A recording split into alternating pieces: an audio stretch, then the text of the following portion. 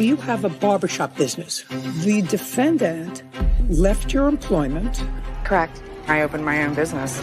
You signed this non-compete agreement. Yes, I did, but under duress. You cannot open up a competing business 2.8 miles away from her. This is crazy. That's what she's entitled to do. She's the boss, applesauce. This is Judy Justice.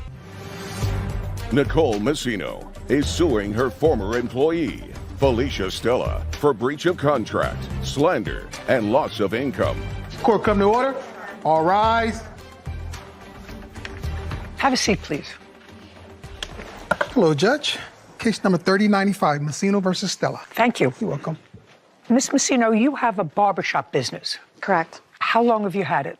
Since 2016. How many people did you have working for you when you had the most people working for you, the most barbers working for you? Currently, right now, I own 2 barbershops, and right now I have 11 employees. When did you purchase the second shop? The middle of December. 2023. 2023, yes. The defendant worked in the initial shop. That's correct. Starting when? In 2017. Until when? Until August 6th of 2022. From what I read, all of the people that worked for you up until a particular time, and that would probably be around 2022, were 1099 employees, which means they were independent contractors. So at the end of the year, you gave them a Form 1099. They took care of their own taxes. Correct. At some point, according to you, you decided to make everyone employees. Correct. And at that time, you also decided to have all of your people sign agreements. And the agreements provided that they could not open up a barber business within a certain radius of your business. Correct. The defendant left your employment and opened up her own barbershop. Correct. She left your employ on August the 6th of 2022? Correct. And when did you open up your own barbershop, Miss Stella? October 25th of 2023. October 25. Oh, no, I'm sorry. It was 2022. I apologize. May I see a copy of the contract that you had with Miss Stella? Because what you're suing for is breach of contract. Correct. This contract. And slander. Well, you signed this agreement, madam. Yes, I did, but under duress. Just a second. I didn't ask you anything. You signed this agreement. I mean, I understand what you are alleging. You're alleging that you signed it under duress. Now, Sarah, would you look up for me non-compete agreements, Pennsylvania? Sure. The Pennsylvania law on the parameters of a non-compete. How many miles? It's 3 to 5 miles in the state of Pennsylvania. Oh, well, that's what Sarah's going to check. I'll let you know. Give me 1 second. Okay, so you signed this non-compete agreement. It is your defense that she threatened to terminate you if you didn't sign it. That's your defense. No, I didn't. To this. And more. Yes. There's more than that as well. But that's your defense to this, to signing this agreement, that she said either you sign it, Yes, ma'am. or I'm going to fire you. Yes, ma'am.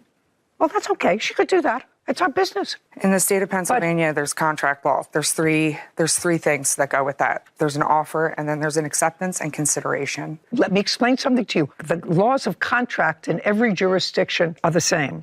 There has to be initially an offer, an acceptance, and consideration. That forms the basis of any contract. Yes, ma'am. There is an offer, an acceptance, and consideration. No. Absolutely, there is here. It's not as if Miss Stella, she said to you, if you don't sign this agreement, I'm going to amputate your arm at the elbow. Okay. That's different. She's allowed to say to you, I'm not hiring anybody or maintaining in my employment anybody who doesn't sign a non-compete clause. They're perfectly valid. Okay. And she's allowed to say that to you. You're allowed to leave. This is America. And she's allowed to fire you. She's the boss. She's allowed to say to you, in my shop from now on, everybody has to wear a uniform. I don't want to wear a uniform. Then you're fired.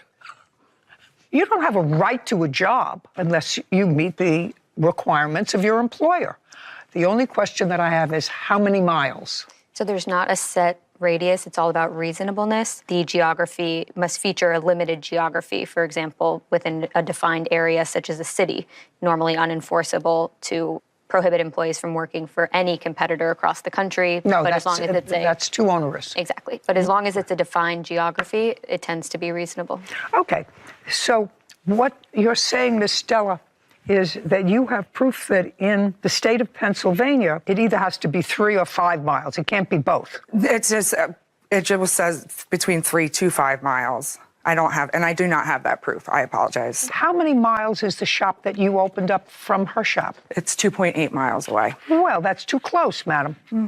She's absolutely right. You breached her contract. Okay. If I took her clients, then No, you breached her contract. It says that you cannot open a competing business for 5 years, and you certainly fall within the radius. You violated this contract. Okay. She's absolutely right. All right. When you left in August of 2022, where did you go? I left. I didn't have anywhere to go. So when was the next time you worked? When I opened my own business. And when you opened your own business, that was 3 months later. Yes, sure was. Don't be snippy, Miss Stella. It was 3 months later. How many of her barbers came with you? 3, 4 of us. 3. 3 total. 4 total. 4 total, you and 3 others. Is not Yes, an answer. ma'am. Yes is the answer. I'm sorry. Yes is an answer. And the 3 others, did any of them come from her shop? Yes, ma'am. Okay, so it's a breach of contract. It's clear. They all left on their free will. Okay. I can't. I apologize. Breach of contract. You have a counterclaim, which is interesting. And your counterclaim is for money owed for defamation of character, slander, harassment, and emotional distress. Yes, ma'am. I'm not interested in the signing of this agreement. Okay. I'm interested in how you claim the plaintiff defamed you. Well, her and her husband had a whole conversation about me on Facebook, ma'am. Just a second. I'm not interested in her husband. Okay. I'd like to see what you claim she did to defame you. She proceeded to write emails to my family. Just a second. All I have to do is see what you claim she did to defame you. It says that I have a current Kevin, record. would you please get what she says she believes is actionable? Maybe. She said I was stealing company time. Hold on. Could you please just hand it to me? Yeah. That I've been manipulating people, Your Honor. Don't speak. Julia. And who is Julia? My sister. Okay. You wrote an email to Julia. I wrote a heartfelt email Just a to second. Julia. Just say what. Who cares? Next. I do, because I'm a recovering Just a second. addict. And for Just you to a go sec- out and Just say a those second. things. She's allowed to write a private communication to somebody. That's a not third party? published. That's not That's published. not You true? say she's defamed you publicly. She's allowed to write whatever she wants in a private letter to She somebody. stopped a police officer and lawyer on the street and told him that I was using drugs, actively using Would you? drugs. Just a second. If you have that person here, I'll actually hear them. Right. But you don't. I'd like to see what you claim is actionable that she wrote about you. You said she posted something on Facebook. Well, Facebook is a public forum. Yes, it is. A letter to your sister is not a public forum. All I care about is what she wrote. Fine.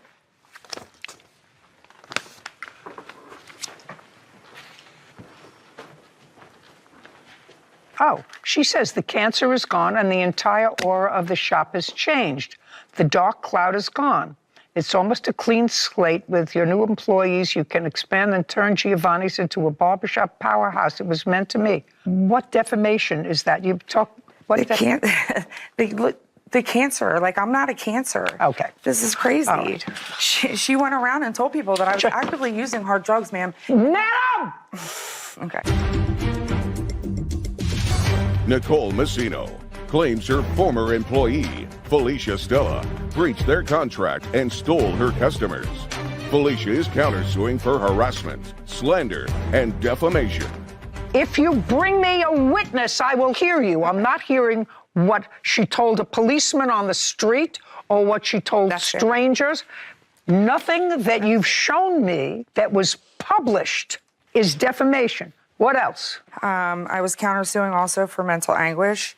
Your Honor, I am a recovering heroin addict, and I am open about that. And I tell she's people using that. drugs. Just a second. You have to understand, I didn't say that, and good for you if you got your life back on track. terrific for you. But in order to have emotional distress, you have to have somebody who's guilty of something that's illegal or against the rule of civil law. So far, you have nothing. This doesn't say anything that the cancer is gone and the aura of my shop is now different. You may have been hurt about it, but that's not actionable. Do you understand? I do. I thought Okay. because there was a full Okay. conversation, that was my misunderstanding, that there was a whole conversation between her and her husband on social media with my name in it. So that was, Sorry. And you breached your contract with Stella. Your Honor, may I say something? About what? About the contract, and because I am also a former employee of hers. No, you can't. Did you sign a contract? I did. She threatened to fire you if you didn't sign it? Correct. That's what she's entitled to do. She's the boss, Applesauce. She's the boss. People in this country think that they're entitled to jobs. Once you have a job, you're entitled to keep it. Pay attention. You're entitled to fire anybody that works for you. I can look at Kevin and I can say, you know what? Last year I loved you. This year not so much. You're fired. He has a contract. I have to pay him out of his contract. I would never say that to him because I adore him. But he's capable of being fired. He's capable of being fired for anything other than a violation of the Constitution, which means you're being fired for race, religion, sexual orientation, probably a couple of other things that I've forgotten, some of which I think are absolute nonsense.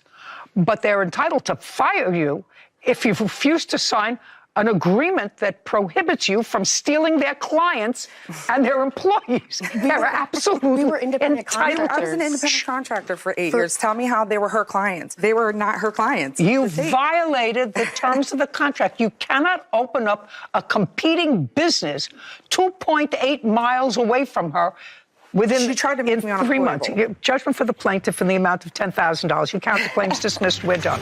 This court is adjourned. Apparently, I was a cancer that worked there. Apparently, people didn't like me. I think it was very fair. She signed a non-compete. When I quit, so did 5 other of her staff members. She turned all my employees against me, and she staged a walkout and took them because I was making changes to my business. We're doing great. We're thriving. We're growing. And things have just been beautiful. You know what? May the best business win because she pushed me to go further. I opened up a second barbershop, and bye, Felicia. You know, I still can't get past the fact, Sarah, that in this country now there's a sense of entitlement that once you start a job for a reason, for a non-reason, and we're not talking about the violations of The Constitution. the Constitution. We're talking about Parameters set by bosses. parameters. You have to be in at 9 o'clock. Well, but I can't because I get up late. I'll stay later. I can't be in by 9 o'clock. You're fired. Period. Yeah. I want you to continue to be my employee, but we're changing from 1099s to employees. If you don't sign this agreement, you're fired. Yeah. As soon as I read the papers, I knew the defendant had misunderstood the definition of duress because Yes. it was smeared all over her answer that I only signed it under duress, duress this, duress that. Well, being offered the handbook of the place in which you are employed and being offered a choice of these are the new requirements. If you like it, great, sign If it, not- continue if working, not, and if adios. not, goodbye. Yes. And that's perfectly reasonable. Yeah, but don't sign it, then go off and open up 2.8 miles Oh, yeah. away a competing business and take 3 people with you. Yeah, that's a no-no. Blonsey O'Barron is suing his ex-girlfriend, Sharila Williams, for stolen property and money taken from his bank accounts. Court come to order. All rise. Have a seat, please. Hello, Judge. Case 3056, O'Brien versus Williams. Thank you. You're welcome. Mr. O'Barron, you and the defendant were a couple for a while. Yes. From when to when? 2021 to 2023, When in 2023? October. Well, we're not there yet. October of 2023 comes up in a few months. That was 2022, I meant. Okay, so from 2021 to October 2022. of 2022. Yes, my bad. And You live together. According to what I've read, you took an apartment and the lease was in both your names? Yes. Yes, Your Honor. And in what month and year was that lease signed? In June. June of 2022? Yes. Okay. You are in a wheelchair as a result of being shot. Right. When were you shot? June 23rd, Of what year? 2022.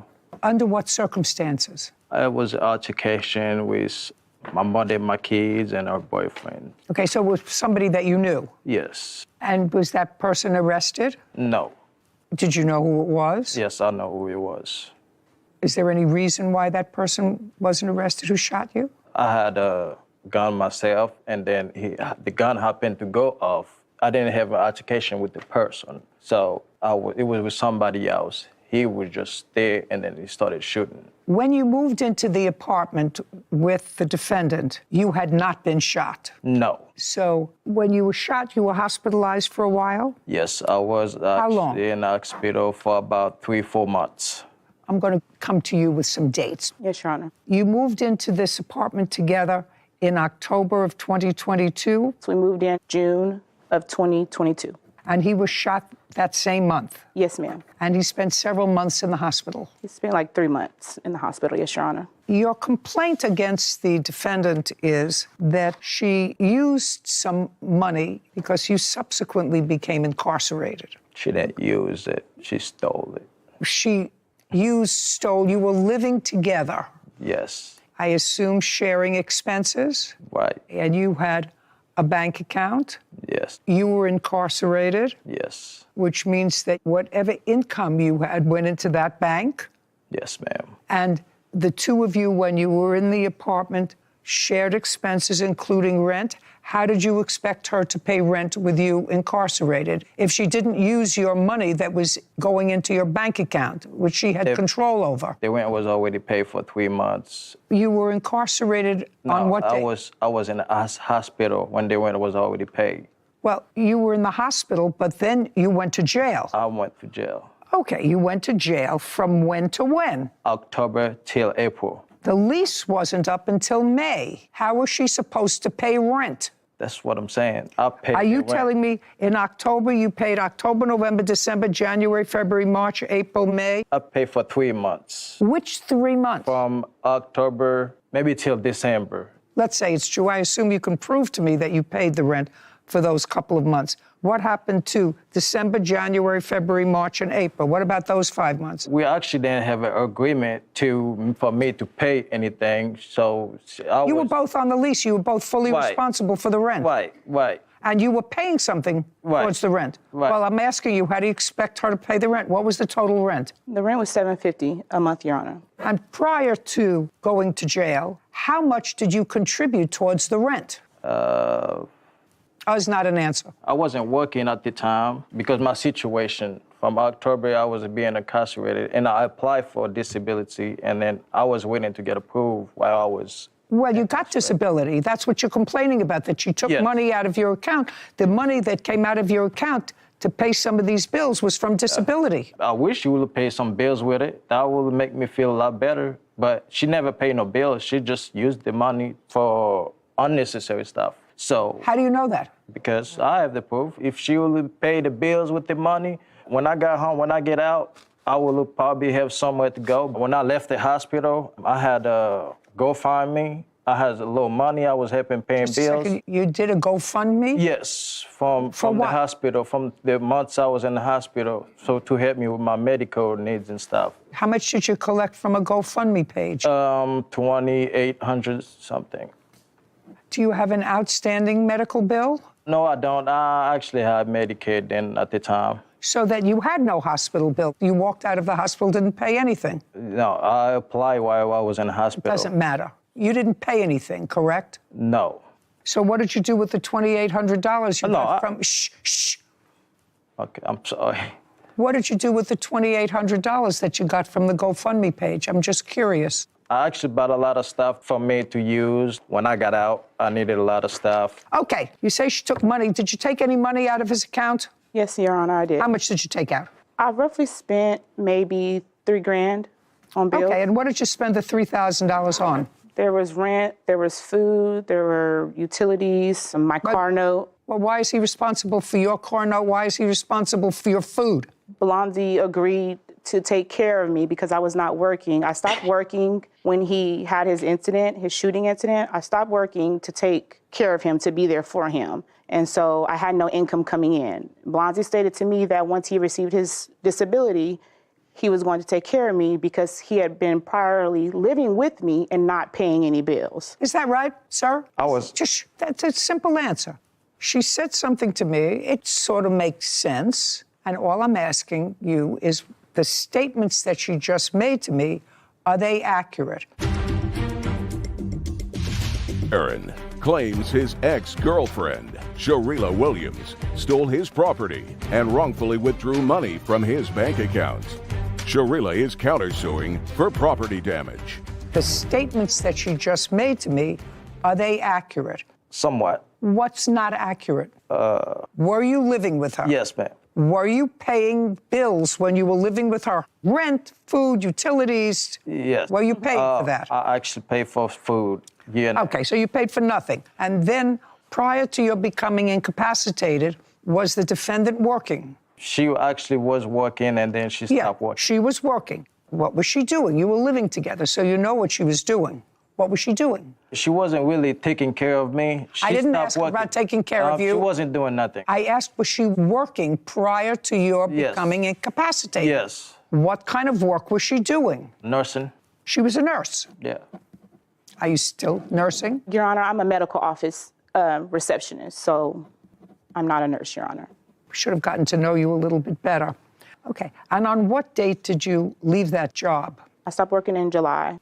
You were shot in June. June, yes. And then you were in the hospital for a while. Yes. And prior to being shot, you were not in a wheelchair. No. When you came home, was the defendant at home? Sometimes. What do you mean sometimes? She was on the lease. After a couple months from being there, she didn't want to be at the house. She was getting... Was she with you in July? Yes, ma'am. Was she with you in August? Yes. Okay. What credit card charges do you believe exist that the defendant used your credit card without your permission? Oh, right here.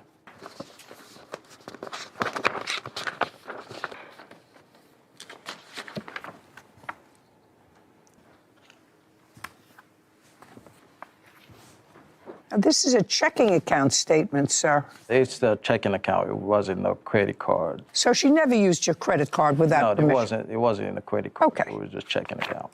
In January, February, and March of 2023, you were incarcerated. Yes. What were you incarcerated for? It was a warrant that I have. Your Honor, it was a warrant from a violent situation that he incurred with his witness. Tell me about it. They had a disturbance at her location, and they arrested him from the house that we shared due to a warrant from his witness. Okay. And was that because you called the police because you were having an altercation? I called the police because we were having an altercation, but they arrested him due to an incident between him and his child's mother. Okay. And when did that occur? That occurred October 28th. Now, what items do you say that she took from you without permission? All my personal belongings, like clothes, shoes, everything. I left with nothing at all, like when I got out. When you got out of jail? Yes. Okay. When you got out of jail, what was the date that you were released from jail? April 14th. And where did you go? I actually slept in the car that night because... Where did you go the next day? The next day, my kid's mother helped me find a hotel and pay for it. And what happened to the apartment that you had been sharing with the defendant? The week before I got out, me and the defendant, we was actually talking. When I got out, she was gonna release everything to me so we can move on. But so you could move on? But we both can move on. So the week before I got out, she started answering the phone from the jail.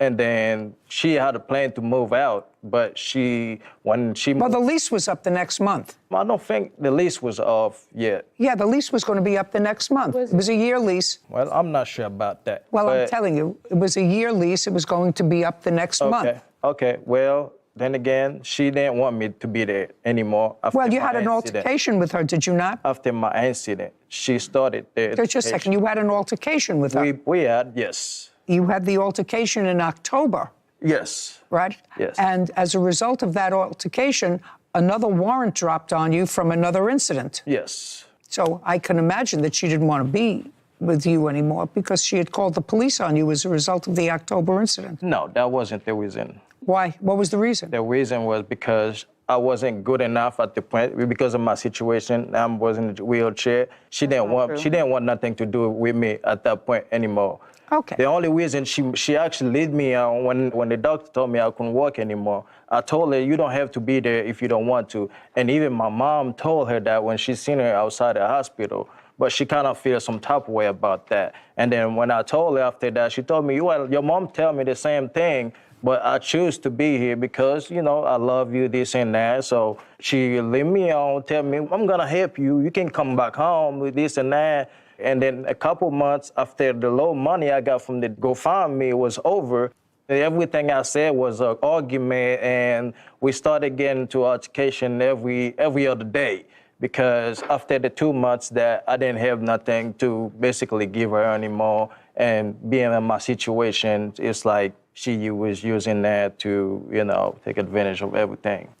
What did she take? She took my clothes, everything that I owned. She took everything that I owned. Your Honor, I took some of his belongings to an address that he resides at also.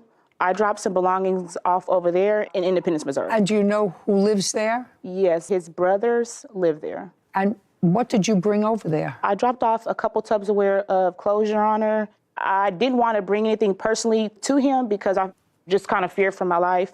And so I dropped some belongings off prior to him getting out. And then once he was released out, I kind of took some time to give him some of his rest of his belongings just because I was scared. How did you give him those belongings after he got out? I personally handed them to him. Where? His address in Independence. Where his brother also lives? Yes. You remember that? No, I have no idea what she's talking about, Your Honor. What address is on your driver's license? Her address, actually. Okay. Did you call anyone before you went over there with these bags of clothing? I talked to Blondie and I told him I was going to drop his stuff off. He gave me an address to drop the stuff off. Can I see that, please? Do you remember that, sir? No, Your Honor. Okay, just don't say anything. Yep. And she's going to show me. I actually gave her an address, but nothing ever. Never. Just a second. So now you're remembering that you gave her. Yes, and I did. I'd like to see what she has, please.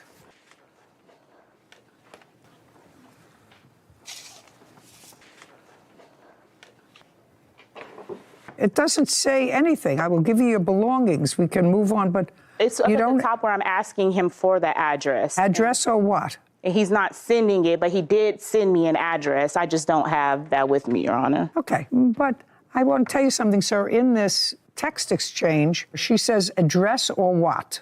And you answer her, enjoy my money while it lasts. You remember that? And then when you got out... Blondie O'Barron has accused his ex-girlfriend, Sharila Williams, of stealing property and taking money without his permission.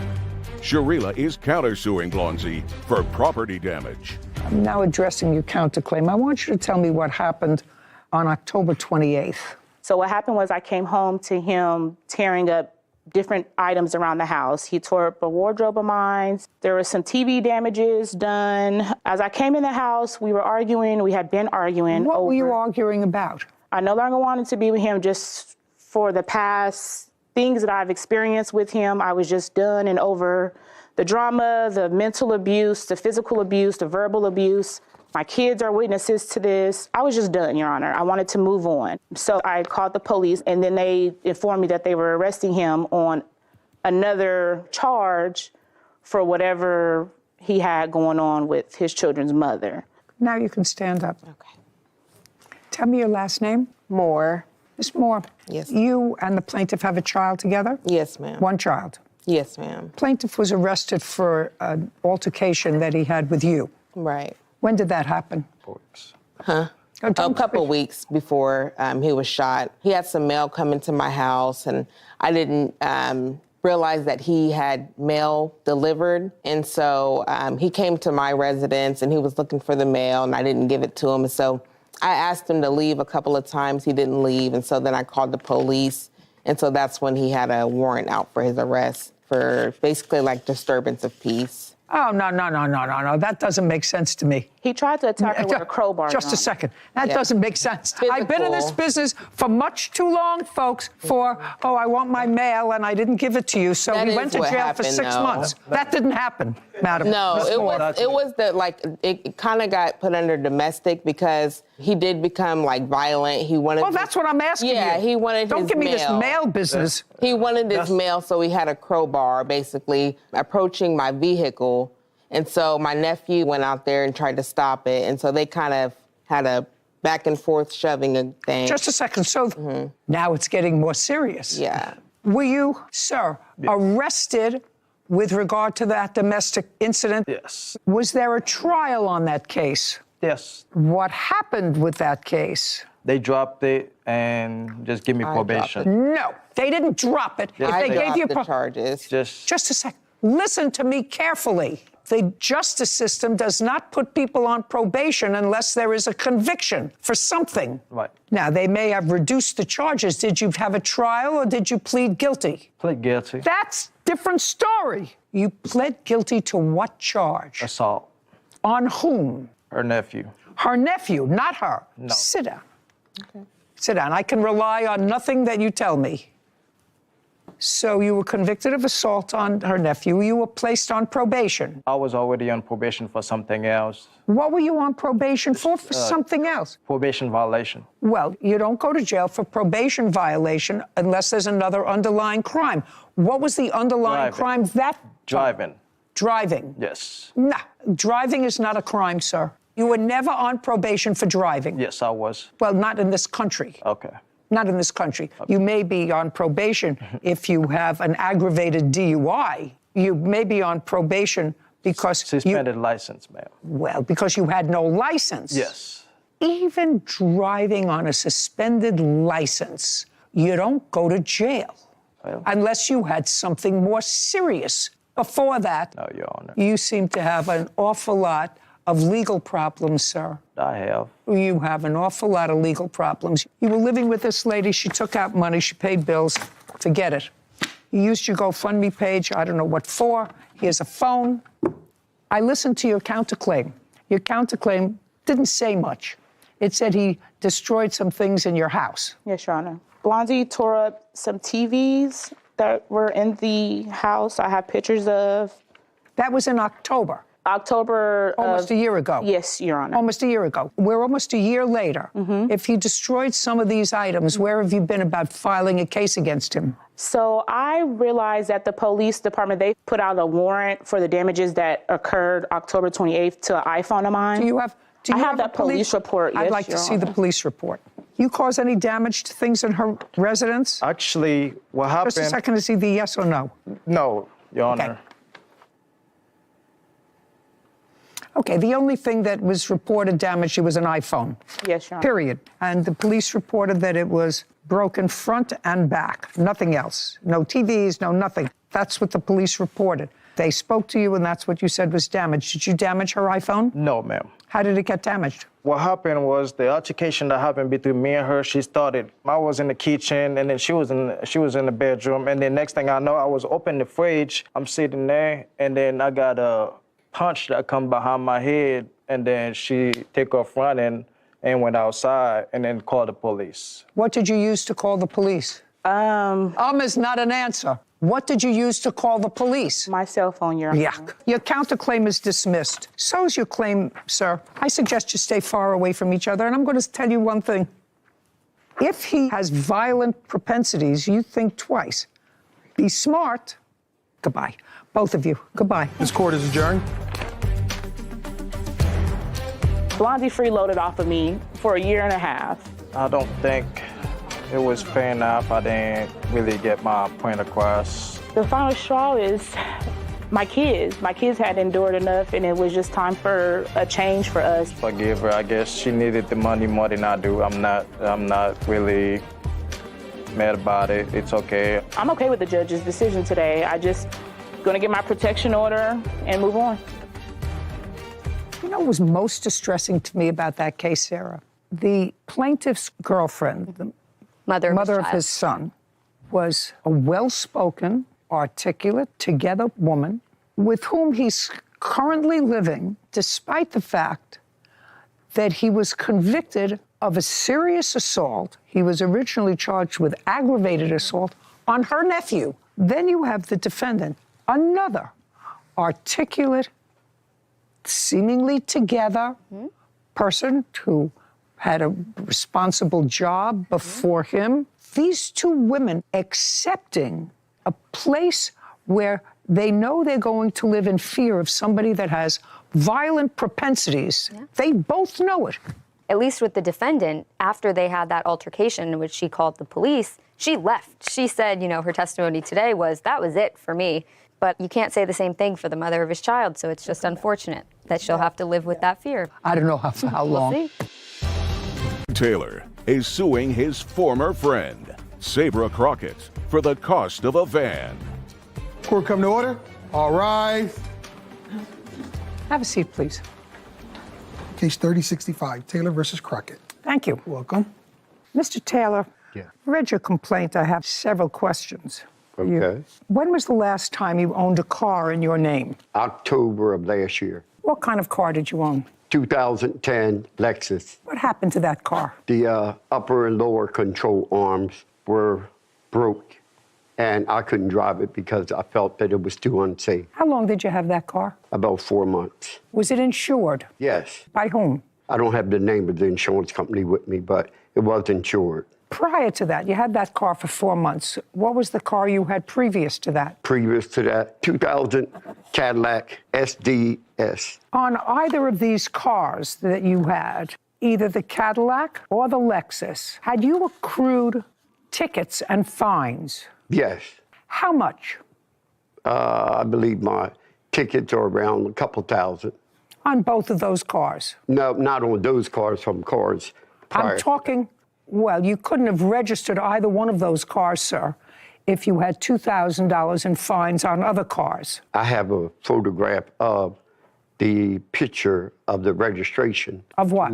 To the Lexus on my phone. Did you pay the $2,000 in fines on previous cars? No. No. Now we can get started with this case. Okay. This case says that you purchased a van. For whatever reason, you purchased the van. The defendant was a friend of yours. You asked to put the van in her name. She asked. No, that's not right. Dear. Okay. Go ahead. Get it together, sir. All Would you right. please? I'm going to be respectful to you. You be respectful to me. Amen. Good. You asked to put the car in her name because you had unpaid fines and tickets and couldn't have it in your own. Okay. That's not an okay. Okay, That is a yes. yes. Yes. Okay. Okay, just as long as we're getting it together. Okay. And she did. You bought the van. You paid $2,400 for it. No, ma'am. How much did you The pay total for it? price, I have the bill of sale here. Evidence. It says here in your complaint, sir, I paid $2,500 for the van. Yes, I made a payment on the van since then of May I see, $200. may I Yes. see the papers that he's showing me?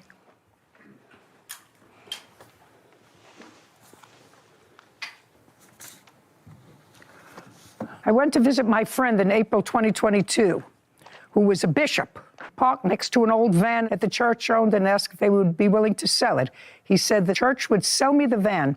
I paid $2,500 for the van. That's your sworn complaint. Okay. Okay is not, Yes. okay is great. Right, but they decided that they wanted $2,900. I do have, Your Honor, I do have the receipt. I don't, listen to me, sir. Okay. I don't care. All right. The reason you put the van in the defendant's name was because legally you were not allowed to put it in yours because you had unpaid fines. And what happened, according to the defendant, is that in the time that you had the van, which was from what month and year to what month and year? May the 1st of 2022, and she brought the police. When did she take the van back? May the 7th. May the 7th of this year. And in that year, according to the defendant, she took the van back because you had, again, acquired a lot of tickets on it. 2 tickets, which I paid. Really? Yes, I have the receipt. Well, then she's going to have to show me. She said you acquired $1,600 worth of tickets. Is that what you wrote? Yes, I did write that, Your Honor. Do you have proof of that? I have proof as what the tickets are and what it would cost to get this van in shape. No, that's not what I asked you. I said... I have some here, yes, Just a second. Okay. Answer. At this point, he owed me $1,600 in toll fees. Toll fees? Do you have proof that in that year, he accrued while driving the van No, Your Honor. Why not? Because the $1,600 was including everything that needed to be added to this van. No, Miss Crockett. Yes. No, Miss Crockett. That's not what you said here. You said you took it. I'm going to read you what you wrote. Yes, dear. At that point, he owed me $1,600 in toll fees, and I didn't trust him to do the right thing. Before the van was completely worthless, I decided to have the police come and get it. Yes. So how much were the fees? You said toll fees. How much could you prove that he had accrued in toll fees? You didn't spend any money for this van. And I absolutely believe that you should have taken it back. Under normal circumstances, you should have taken it back if he accrued any tickets on the van, because you're liable for that. Yes. And he's got a miserable history with paying his fines. Yes.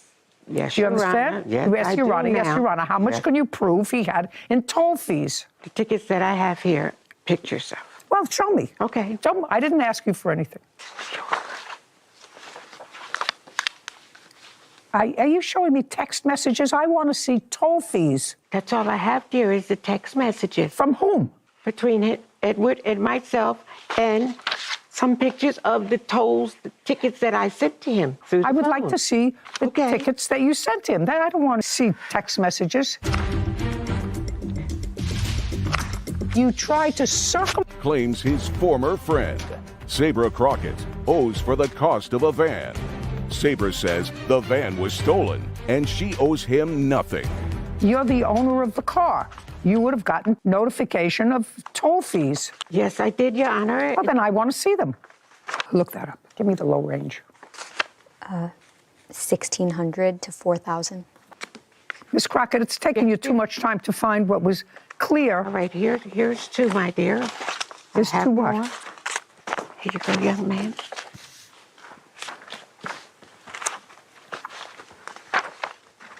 Yeah.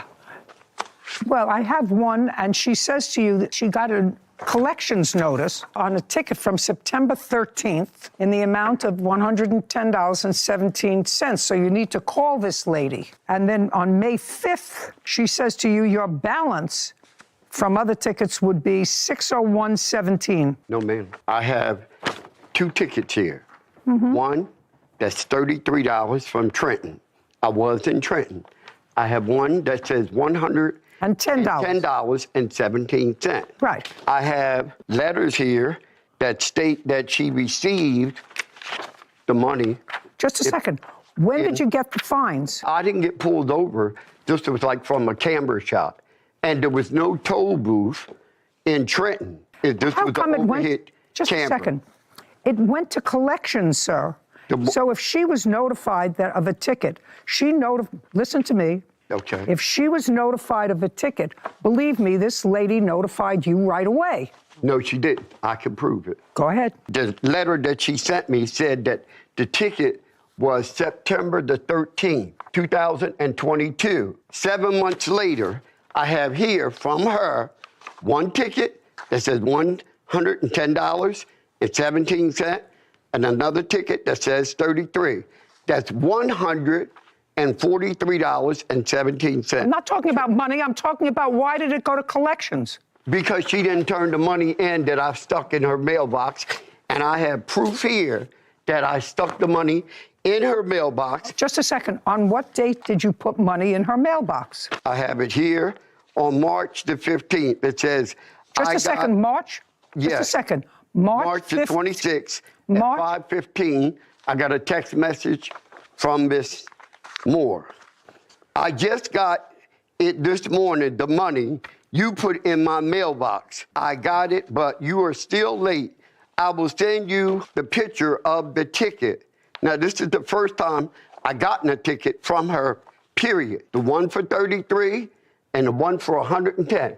This other thing about $116, she can't show you that she sent it to me. She cannot. For her life, she can't show you that. Here are the 2 tickets that she sent, and on my phone, I have a balance of $60.17.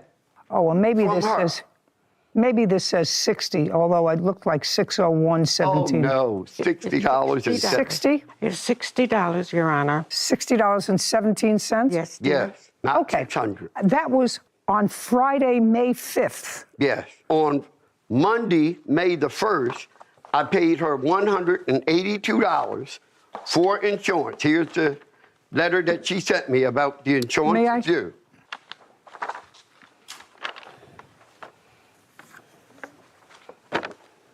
This is in, Here's another one. Wait. just a second. Okay.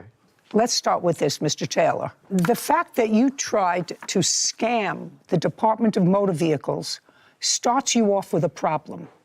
Do you understand? Yes. With me. Starts you off with a problem. Because if you know that you're not allowed by law to register a car in your name because you have unpaid fines from whatever state you're from. What state are you from?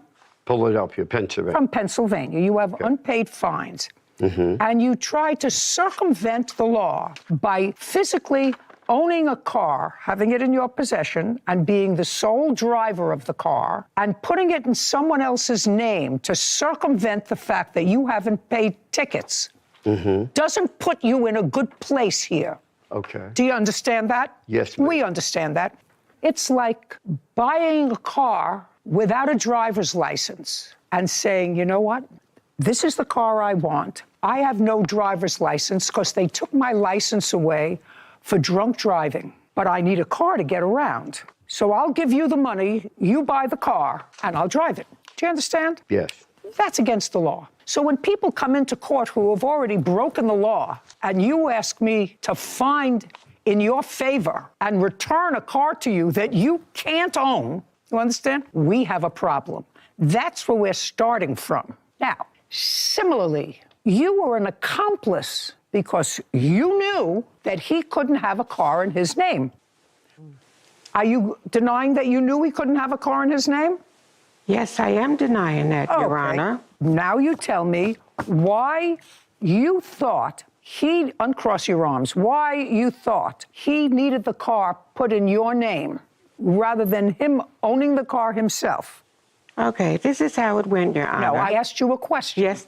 I mean, do you own a car? Yes, I do. Did you pay for it? Yes, I did. Is it in your name? Yes, it surely is. It surely is. Who is this person? This is my girlfriend, my neighbor, and my Just a friend. second.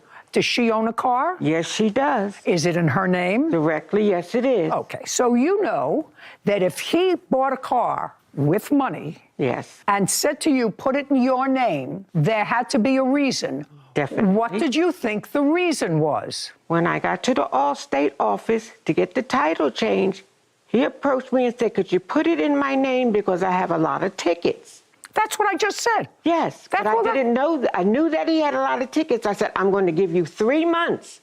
It doesn't make any difference. What you did was you knew he couldn't put it uncross. You knew he couldn't put it in his name because, for the same reason the drunk driver couldn't put a car in their name, they had no license. He wasn't allowed to own a car unless he paid off his fines on his old cars. Yes, Your Honor. So you were an accomplice in that by putting it in your name. That's what I'm telling you. That's not a question. That's a statement. There's a difference between a question and a statement. I'm making a statement to you. Yes, you are. You knew? No, he I was did not know, dear. Oh, yes, you did. No, I did not, because when I met Mr. Taylor, he was driving a Chrysler 3000. Who cares? He told you he couldn't put it in his name because of the tickets. For the tickets. That's what. Yes, dear. That's exactly what I said to you. He told you he couldn't put it in his name because of the tickets. Former friend, Sabra Crockett, of refusing to pay for his van after it was stolen. Sabra says she did Edward a favor, and he still owes her for parking tickets. So, Mr. Taylor, I am disinclined to help you, but I want to know what happened to this van, just out of curiosity. Now, I know the van was stolen once Yes. and recovered. Was stolen a couple of months after you were driving 6 weeks it. after I brought it. 6 weeks. Sad. And then you got it back, got it out of impound, a couple of parts or whatever. But you were still driving it because you drove it for a year after it was stolen the first time. You took it back more recently because you say you got these tickets, whatever. You took it back. Yes. It wasn't smart of you to do it in the first place if you knew that he was breaking the law by having this car. Yes, Your Honor. What happened to the van? I retrieved the van Yes, I know you did. and with the police. On what date did you go and get the van? I got the van on May 3rd, 2023. No. Where is it now? Somebody stole it, Your Honor, From where? in front of my house. Do you have a police report? Yes, I do, dear. I'd like to take a look at it. Here you go, Your Honor. Thank you. This young man here.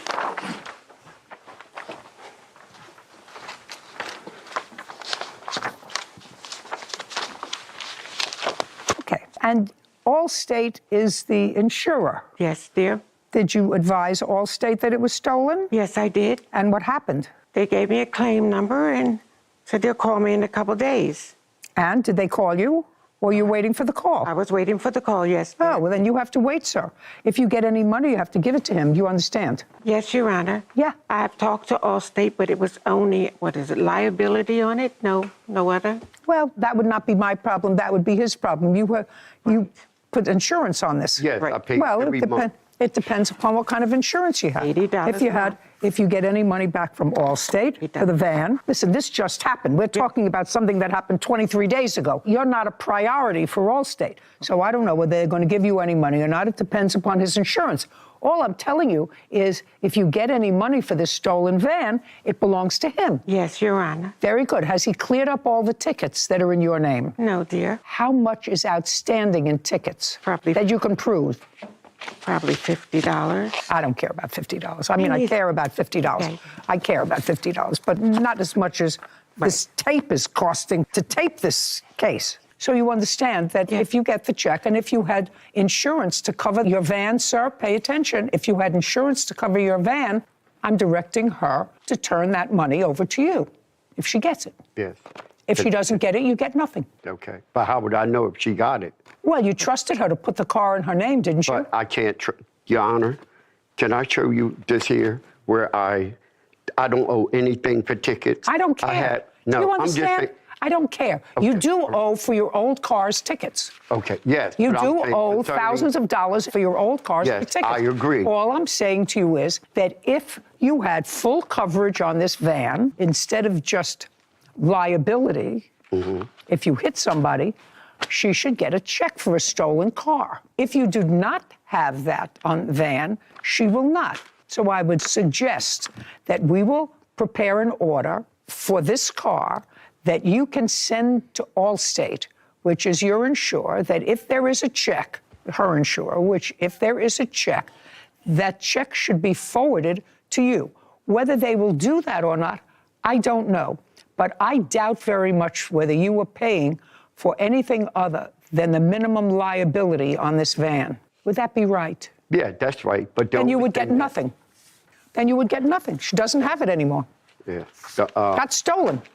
I knew nothing about it being stolen. Well, just so that you Until know, now. this is the police report.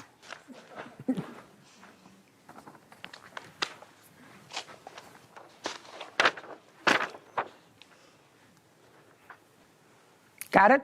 Yes, ma'am. I'll take it back now.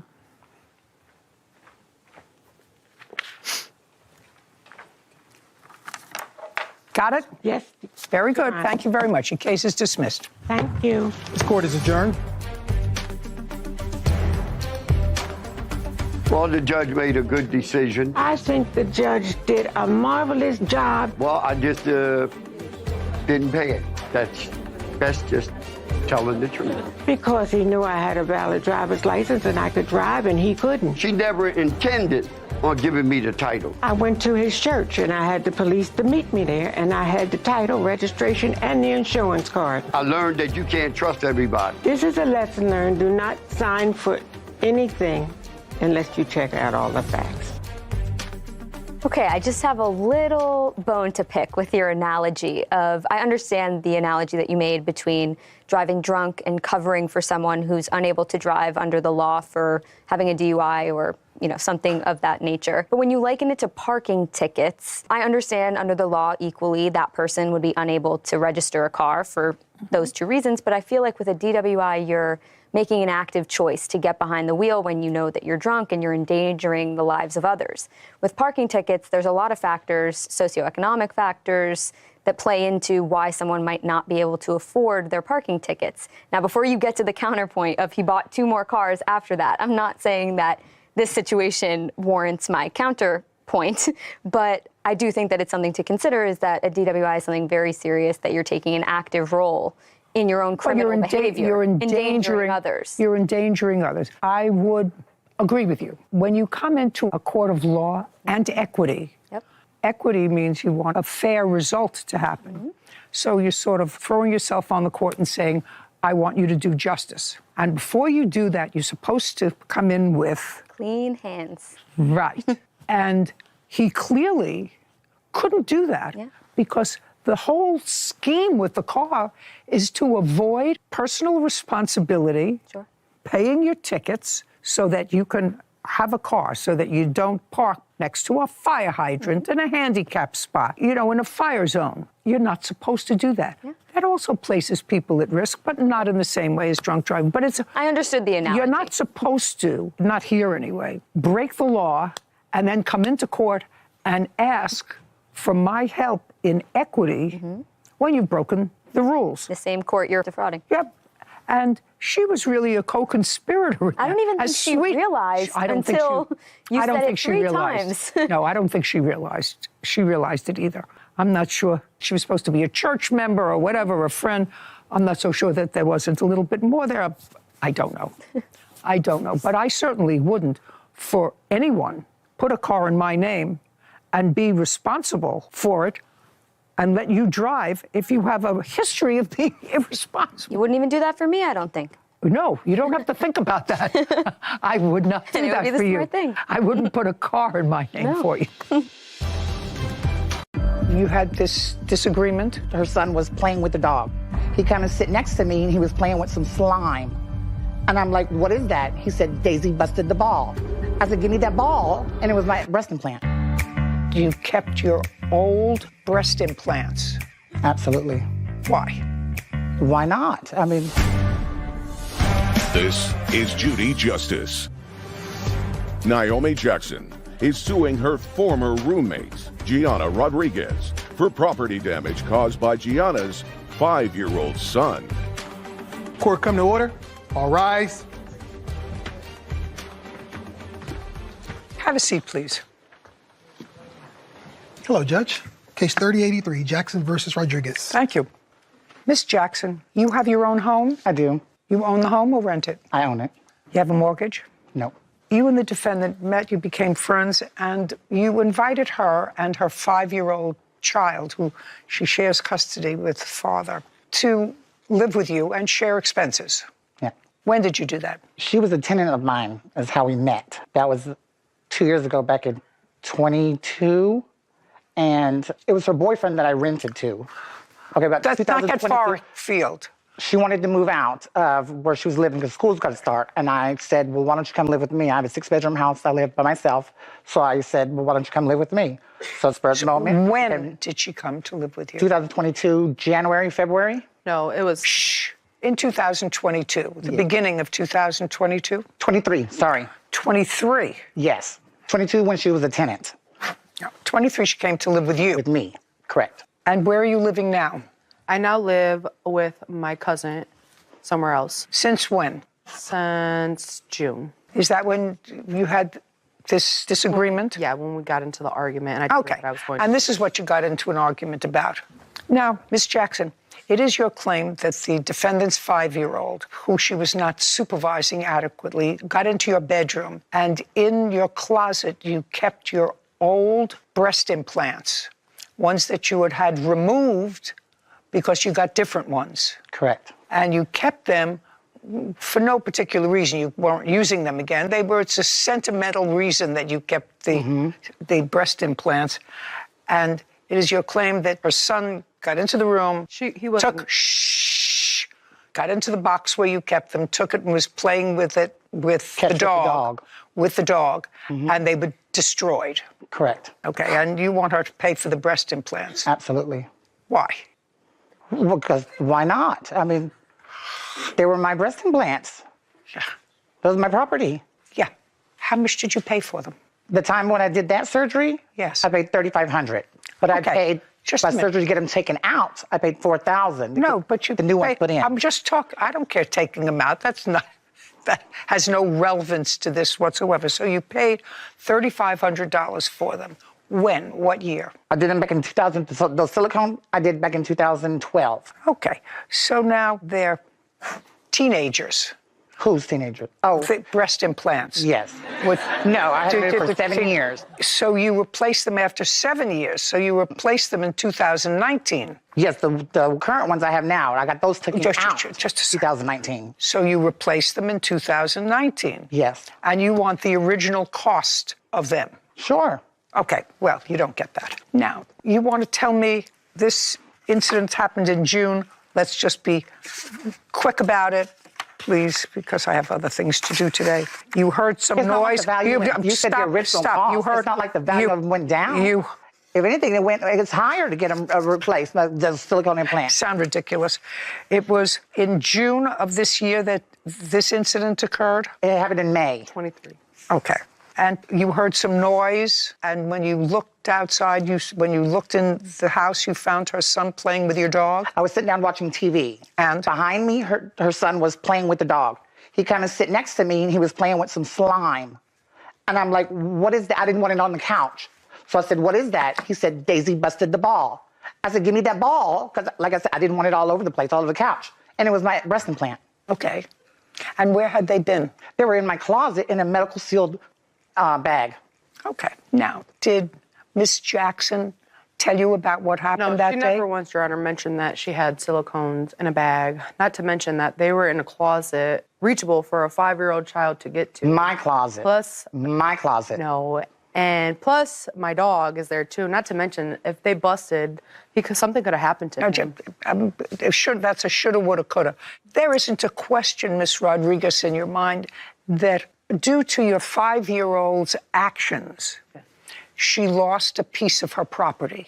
Yes. Correct? Correct. Okay. So now we have to put a value on that piece of property, which is not $3,500. So you kept these breast implants, which you cannot use again because they can't be used again. You kept them for sentimental reasons. Yes, absolutely. Okay. And they can't be replaced for sentimental reasons. Once they're gone, correct? Once they're gone, they're gone. I mean, if sentimental, you can't reuse them. You can't resell them.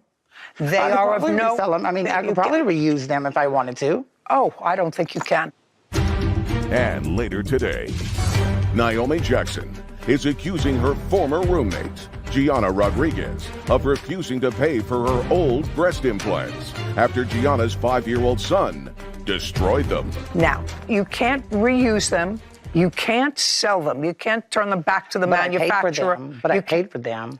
I understand that you paid for them. Let's say you had a car and the car was unusable, but you had gotten it from a parent, from an old boyfriend, from somebody, so you kept it in the garage. It couldn't be sold. It couldn't be driven.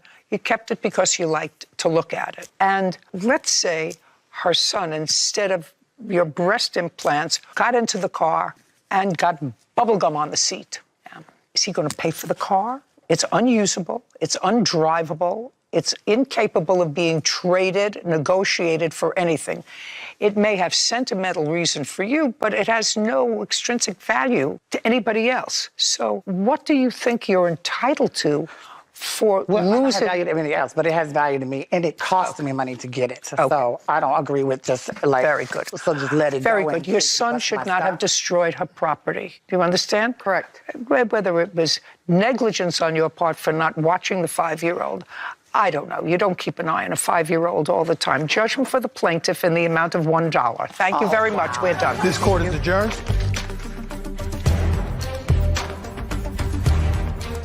$1? I paid $4,000 for my breast implants. $1? I am happy today. I am thankful that it was in my favor for the dollar. So I can go bust people's implants and don't have to pay for it? I'm pretty sure it was silicone, and that's toxic. It's poisonous. So I'm just thankful that my dog and my child wasn't harmed. I'm very upset. Well, she was pretty upset. $1 for my breast implants? I paid $4,000? I'm very angry. If you left them in the closet, it's like a pair of shoes in a closet. They're just sitting there waiting to be played with. Ridiculous. And Reza Mahasani are suing 20-year-old Jennifer Santiago for medical bills after being hit by a car. Court come to order. All rise. Have a seat, please. Case number 2020, Hildreth Mahasani versus Santiago. Thank you. Miss Hildreth. Yes. Pronounce your last name for me, sir. Mahasani. Mahasani. Yes. You two were crossing the street in San Diego? In Carlsbad Village.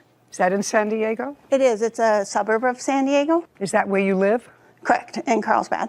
And you were hit by Miss Santiago, who was driving her mother's car. Correct. Miss Santiago acknowledges that she hit you, and you were seriously injured. You've had shoulder surgery. You were both injured. Correct. When did this happen? This happened on Friday, September 4th, 2020. I just have a couple of preliminary questions before I get into the facts of it. Sure. I assume that since this accident happened in 2020, that you tried to sue either the defendant and or her mother as the car's owner. Well, we would have done so, but the driver was uninsured. That's the question. You would have done so, Yes. except the mother had no insurance. It is my knowledge that the mother had insurance, but that and which I have the evidence, that her daughter was excluded from the policy. The policy, and therefore the insurance company disclaimed. Correct. I'd like to see that. Absolutely. That's why your mother's not here. No, Your Honor. Okay, that's why your mother's not here, Miss Santiago. Without her knowing. Miss Santiago, that's why your mother's not here. No. Well, were you excluded from the insurance policy? That's either a yes or a no. Yes. Then you shouldn't have been driving the car. Yeah, I know. Just a second. Then you shouldn't have been driving the car. I took the car. I don't want to knowing hear that- I don't want to hear some pat answer from you. Do you understand? That's why your mother's not here. Well, it was I didn't my ask you a question. responsibility, I didn't and I took ask the car you. without Do you understand? permission. They don't listen to you when I'm speaking. When I ask you a question, you'll answer me. I don't want to hear some pat answer. I want to hear a lot of I'm sorries. I want to hear a lot of I'm sorries. Why would I say I'm sorry if they didn't pay attention when they were crossing? You weren't supposed to be behind the wheel of a car. But I was paying You attention. weren't supposed to be behind the wheel of a car. But why they didn't pay attention? I'm not speaking to you. I just told you why. Why should I There say was I'm no sorry? lights Hey, flashing. be quiet. Why should I say I'm sorry if they weren't paying attention? Because you weren't supposed to be behind the wheel of a car. If you weren't behind the wheel of a car, whether they were paying attention or not would be irrelevant. You weren't supposed to be driving. She thinks you have a big mouth. You don't have a bigger mouth than me, madam. I guarantee you, the last person who drove yesterday that wasn't supposed to drive yesterday because they were drunk killed was not 6. drunk. Nobody's listening to you. When I'm speaking, nobody's listening to you. Killed 6 people. Last person who drove that wasn't supposed to be behind the wheel of a car killed 6 people. You were not. but I was Hey, not drunk. I'm speaking. You were not supposed to be behind the wheel of a car. Don't you understand that? I understand Are you that. stupid? I'm not. You were not supposed to be behind the wheel of a car. You were an excluded driver, and you were an excluded driver for a reason. Not only that, Now, just a second. Don't speak. Now I'm going to read and calm myself down. I don't like my blood pressure to get too high. I just don't like stupid.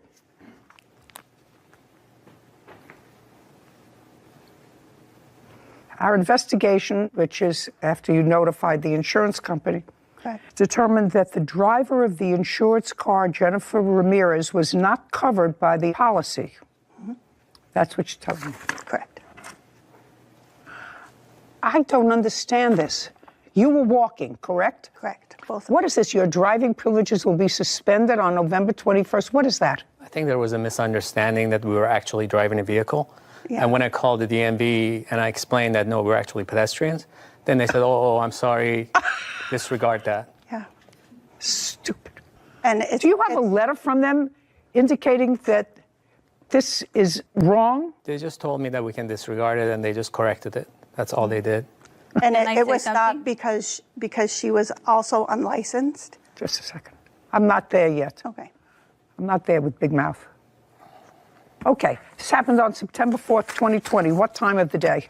It was in the evening. It What time? was about 8 I think p.m. it was, around 8 o'clock. Light or dark outside? Dark. Is that a fair and accurate representation of It is. the intersection where this happened? It is, Your Honor. Ms. Santiago, is that a fair and accurate representation of the intersection where this happened? Yes. So at the intersection where this happened, there were lines across the highway indicating pedestrian walkway. Correct. And there were 2 signs indicating pedestrian walkway. There were 3 signs. One in the center median and one on each side. On September 4th, Ms. Santiago, this requires a yes or a no answer from you. On September the 4th, 2020, did you have a valid driver's license? Mahasani claimed 20-year-old Jennifer Santiago struck them in a crosswalk while she was driving without a license. Jennifer says they were not paying attention and walked into oncoming traffic. Now, on September 4th, Ms. Santiago, this requires a yes or a no answer from you. On September the 4th, 2020, did you have a valid driver's license? I didn't, Your Honor. I said it's either a yes or a no. Did you have a valid driver's license? No. Did you ever have a valid driver's license? No. Do you have a valid driver's license today? No, Your Honor, because they... That's a no. What's your name? Vanessa? What? Giles? Stand up. Did you come with her today? Yes. How did you get here? I drove. My license. Just a second. You drove? Yes. In whose car? My car. What kind of car is it? Kia. Did you ever drive with Miss Santiago? Yes. When? Did you ever drive in a car where she was the driver and you were the passenger? Yes. When? September 4th, 2020. 2 years ago. Other than September 4th, 2020, did you ever drive with Miss Santiago where you were the passenger? Yes. When? September 4th. I said other than September that, 4th. no. Other than September 4th. Other than that, no. On September 4th at 7 p.m., 7 p.m., where were you? We were at the beach. Carlsbad Beach. Sure, you were at the beach. Who else was at the beach? Santiago and another friend. He's a minor. He's 16. There were 3 of you at the beach. Anybody else that you knew at the beach? No. How long had you been at the beach? Like for an hour. So you got there at 6 o'clock in the evening? We got there at 7. We were going back home at 8. So you got to the beach at 7. What did you do at the beach at 7 o'clock? We were just sitting there, eating, relaxing, having a good time, as teenagers that we were. Now, did Miss Santiago pick you up or did you meet at her house? Just think, take a breath. Did you meet at her house or did Miss Santiago pick you up? She picked me up. How far do you live from her? 2 minutes away. And what about the 16-year-old minor? 3 minutes away. Did she pick up the 16-year-old minor? Yes. How old was Miss Santiago in September of 2020? 18. Are you a good friend of hers? Yes, I am. You knew she didn't have a driver's license? Yes. Did you know why she didn't have a driver's license? She was still studying for a test. Had she taken the test before? Yes, she has. She had taken the test before. Yes. Do you remember how many times? Yes. How many times did she take the test? 2 times. And the 2 times she took the test, she failed it? Yes, she did. Okay. So now she's driving without a license because she's failed her driving test twice at the time of this.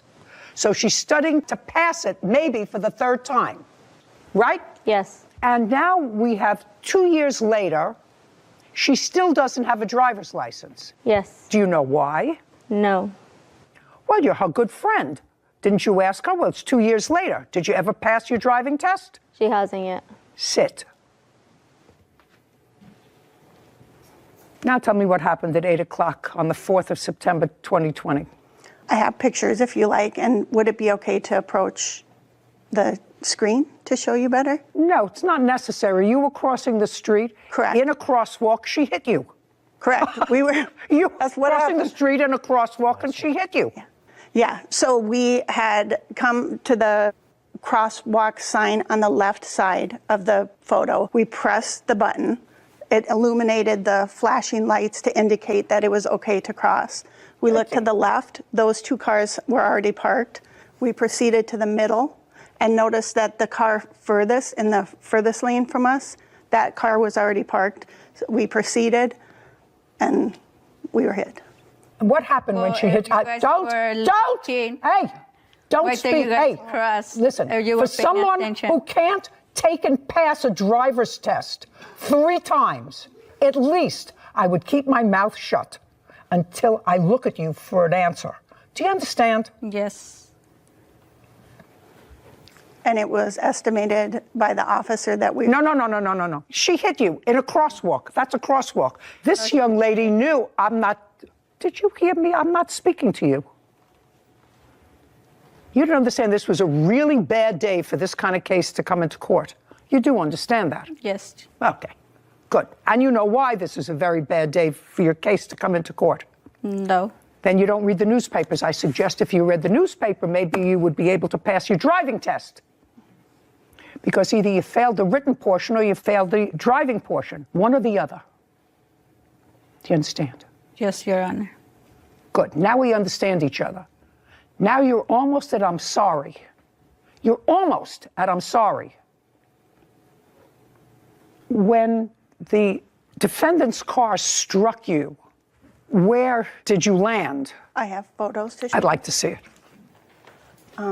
It kind of shows on the second photo there.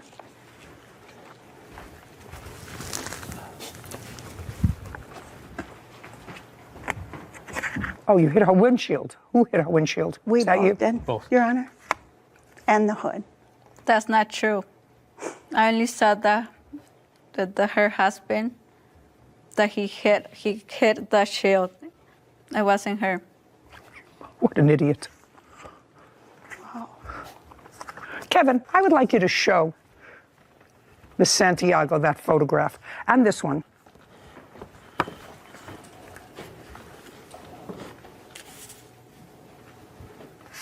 Can I see the police report, please? Sure. See?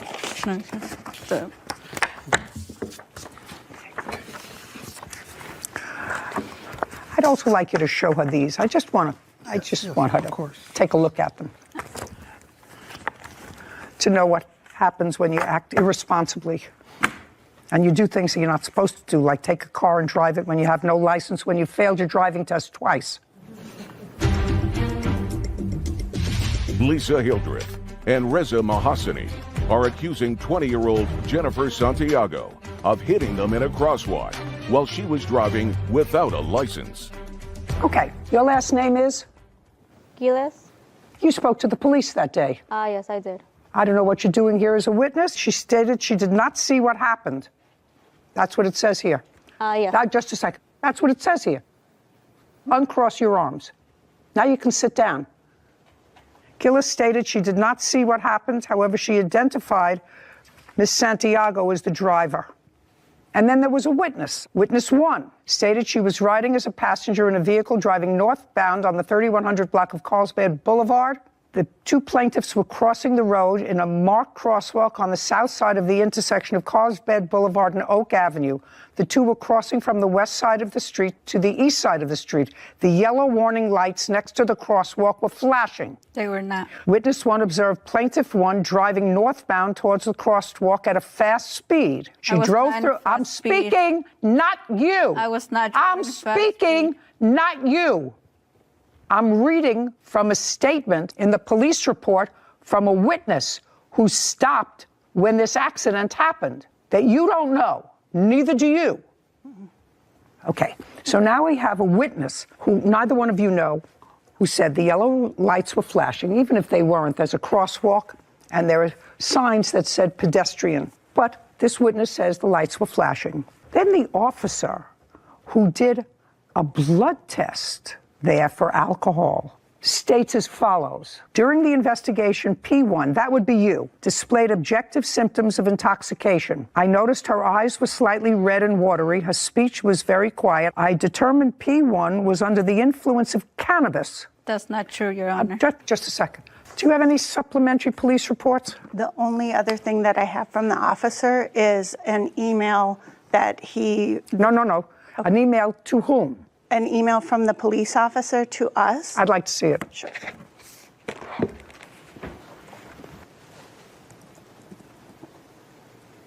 Thank you. Yes, ma'am.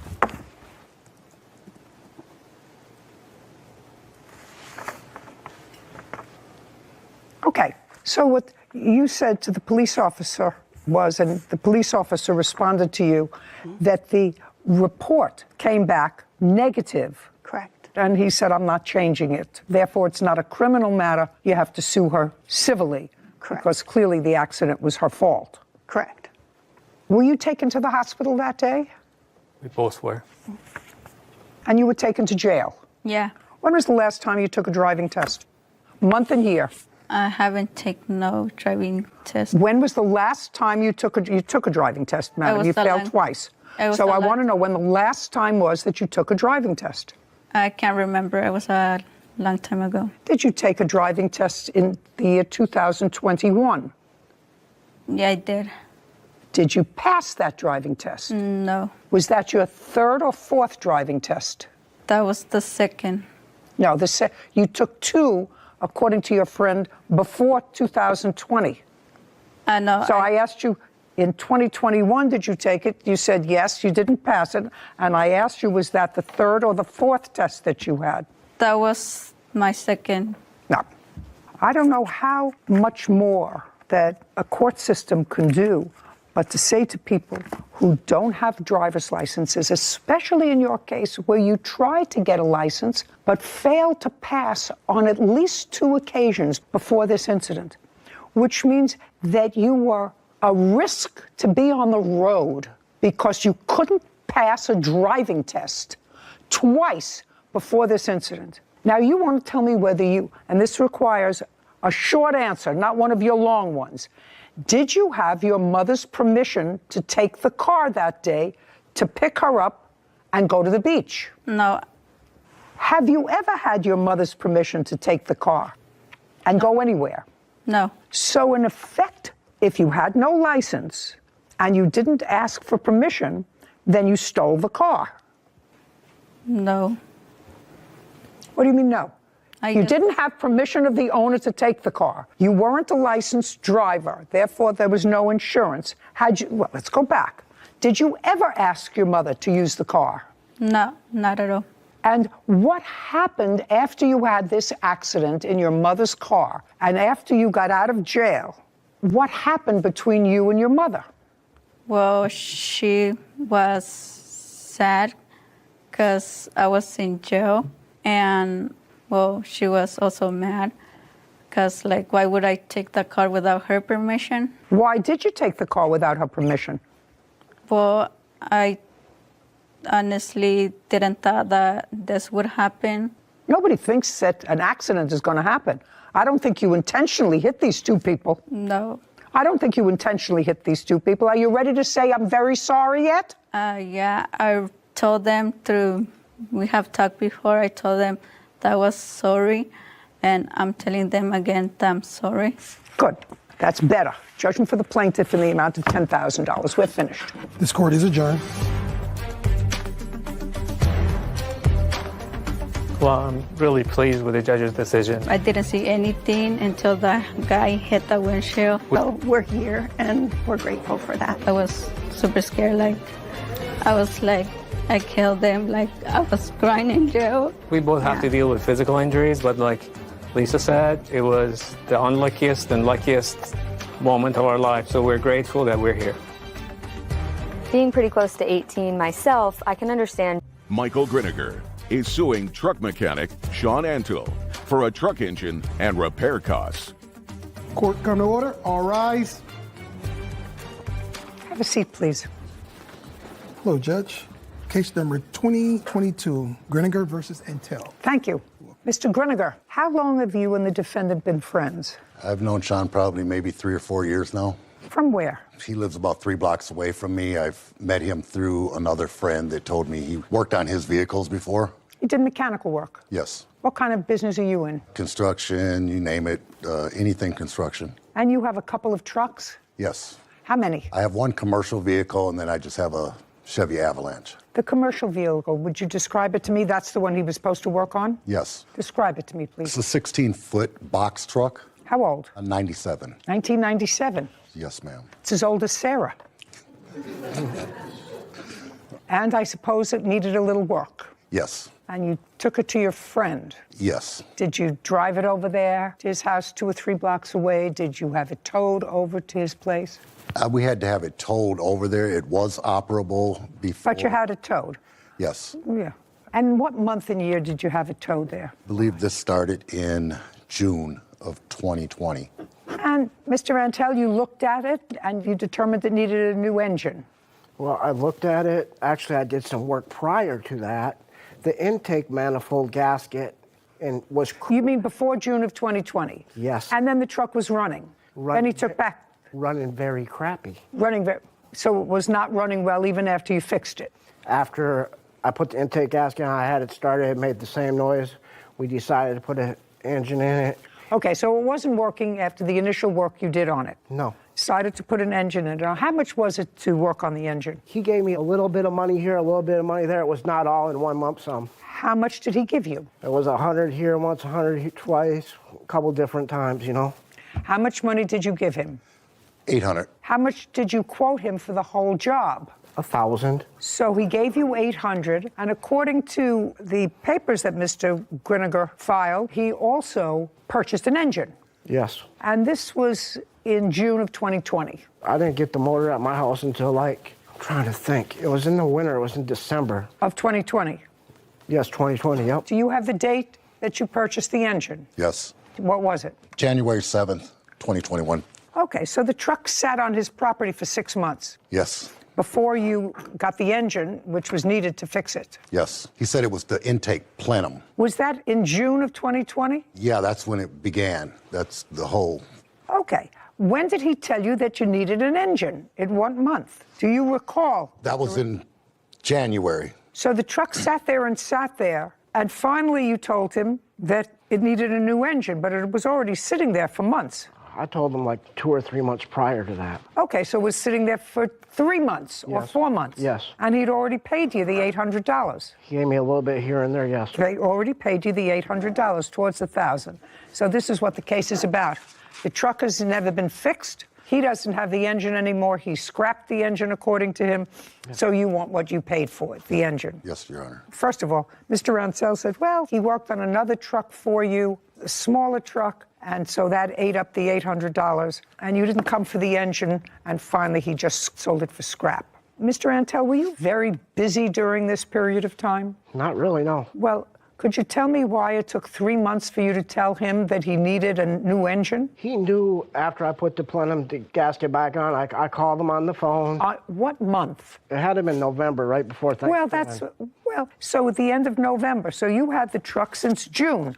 June, July, August, September, October. You had the truck 6 months. Could you tell me why? Why? I had problems with it. I couldn't get the bumper off. I couldn't do none of that.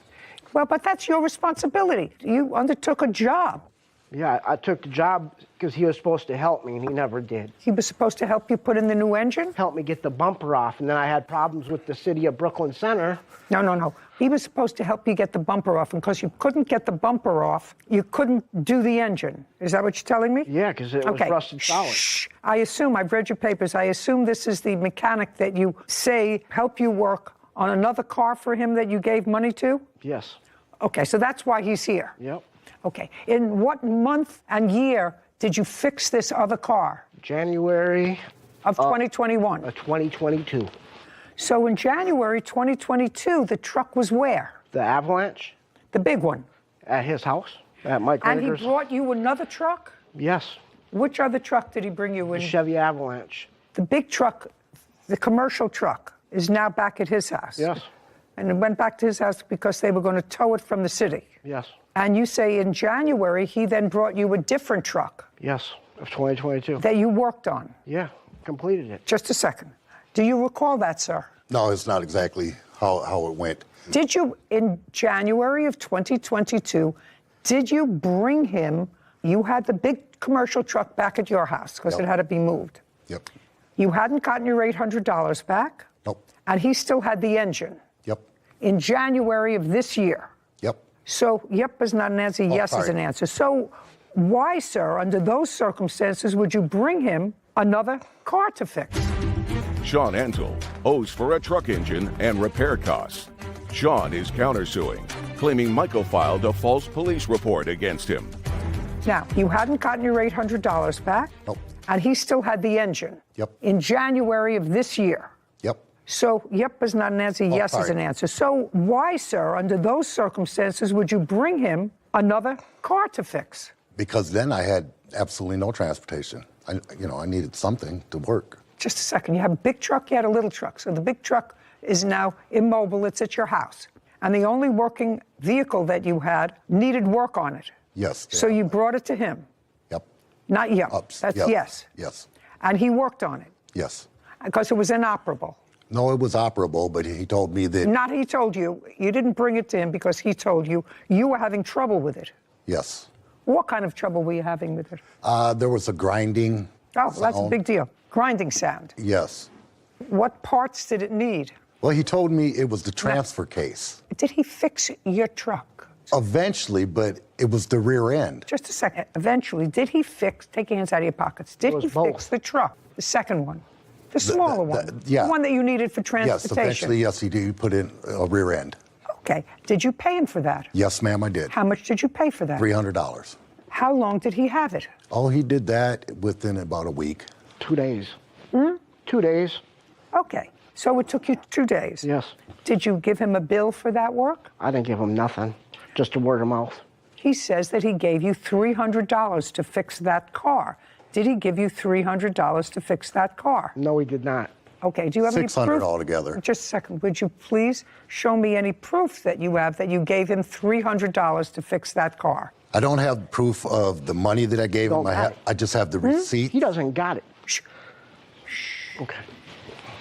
I just have the receipts for the parts that I bought for the vehicle. Okay. He first said it was the transfer case. I buy a transfer case. Doesn't matter. He's working, so. Yeah, but I paid him to do something. He took something apart of the truck. It wasn't even the problem. But yet I still paid him for it. But this, quite honestly, I don't And understand. then I paid him for the rear end, too. I don't understand a couple of things. Okay. If I've been disappointed by a workman, as you clearly were, from June 2020 until January 2022, because they hadn't completed a job for you, despite the fact that you purchased the part, I wouldn't call that same mechanic back. I wouldn't call that same plumber back. I wouldn't call that same electrician back because I'd had a bad experience with them. So it confounds me as to why you would take another vehicle to him if you were so dissatisfied with his work. Understandable. Yeah. Well, so what? Felt like I was in, in a tight spot, and I really couldn't What kind of tight spot were you in? Where do you live? I live in Minneapolis. Minneapolis, that's a big town. There are lots of mechanics there. There are lots of auto repair, truck repair. Yeah, but I really financially couldn't afford legitimate.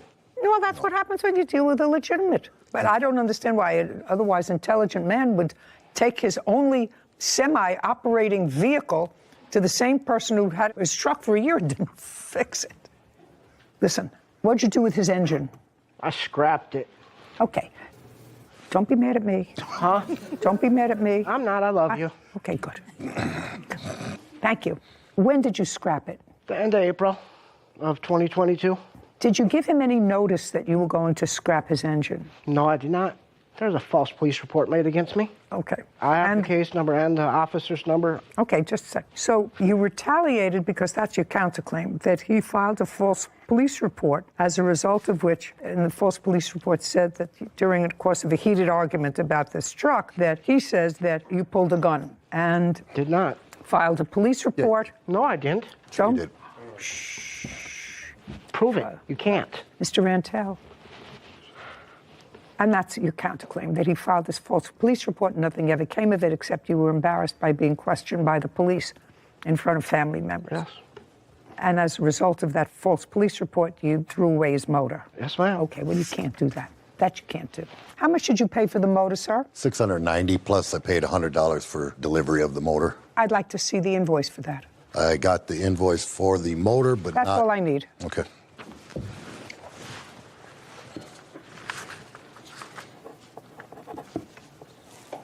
Thank you. So, Mr. Rantel, so that we're clear, you have to understand you can't get even by selling somebody else's property. I didn't What you sell do? it. I didn't sell it. I Scrap. gave it away. It doesn't matter. By disposing of. Let's make it disposing of. When you say you scrapped it, you mean nobody gave you $10 for it? Not a dime. Okay, then you can't give it away in retaliation Why for not? filing. Why not? It was in my possession. No, because you took. Try to put me in jail for not just a something I second. didn't do. Just a second. I'm speaking. I'm speaking. You cannot sell someone else's property in retaliation for them doing something to you when you have legal recourse. Your legal recourse is to come here and file a case. You did it as a counterclaim and say he filed a false police report against me that I was using a gun. So that's what you do. The response to that isn't, I'm going to sell his property. That's not your response. You know, when I used to sit in family court, I had young people, one of whom was selling drugs for a very long time. Heavy drugs. Kid, 15, 16 years old. And he had 6 or 7 priors for selling heavy-duty drugs. And I tried that case, and there was no question he was selling drugs. And his lawyer's argument at the disposition stage of that case was he was selling drugs because his grandmother died. I said, I lost all my grandparents, and I was close to my grandparents. I did a lot of things. I grieved, lost my appetite for a while. I was sad, but I didn't sell drugs. So when somebody does something to you that you believe is against the law, your responsibility is you file a case against them. Right. You proceed legally against them. You don't take it out in another way, because that doesn't make a civilized society. Just doesn't. That makes sort of a vigilante kind of thing. So you shouldn't do that. So you have to pay him for his engine. Now, as far as the second piece of your case is the $800 that you gave him, I have no idea how much it was to fix your second car, but he did in fact fix it. And since you had no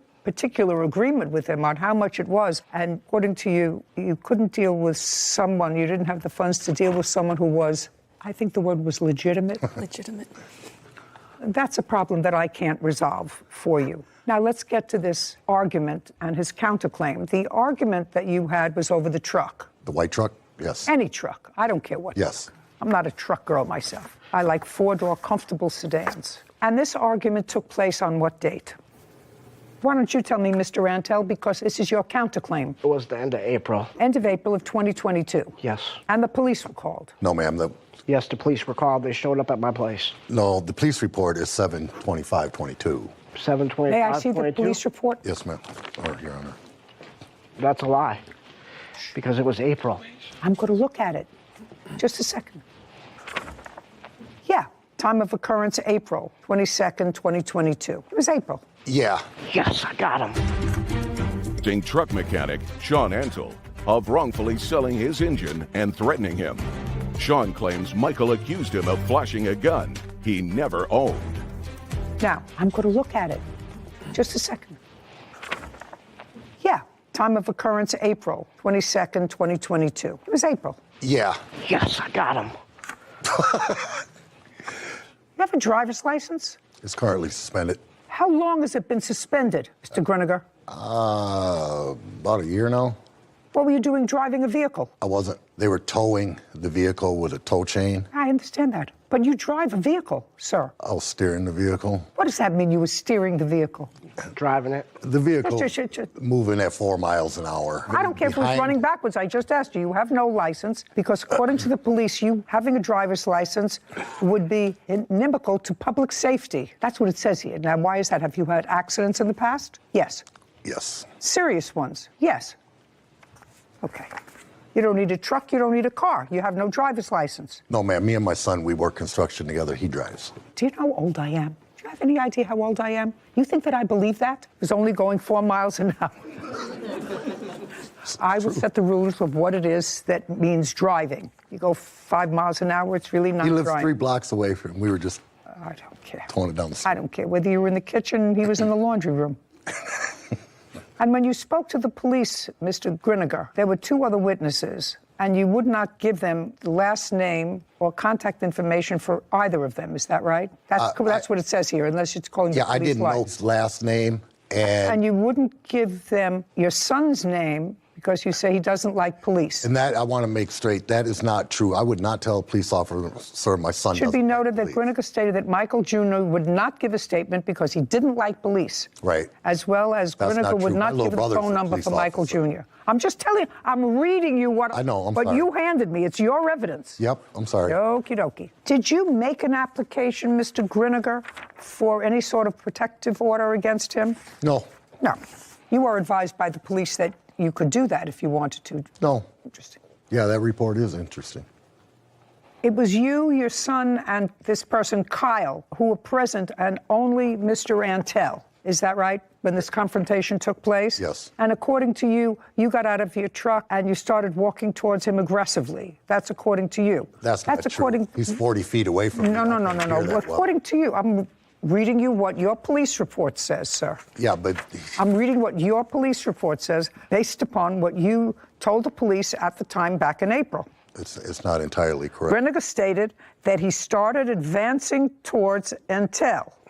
Griniger also stated that he called Antel you while he was walking towards him. It should be noted that Griniger stated, and this is all on body cam, that he was walking towards Antel aggressively. Griniger stated that Antel then pulled what he described as a black handgun out of his sweatshirt pocket. He described it as black and silver trim. He stated that he did not point it or say anything, just showed it to him to make you aware that he was carrying. And after the police interviewed both of you and confirmed the 2 people with you were out and you were walking and confronting him aggressively, called his names, and could not confirm the fact that he had a gun, took out a gun, not pointed it to you, just showed you that he had it, they decided to do nothing.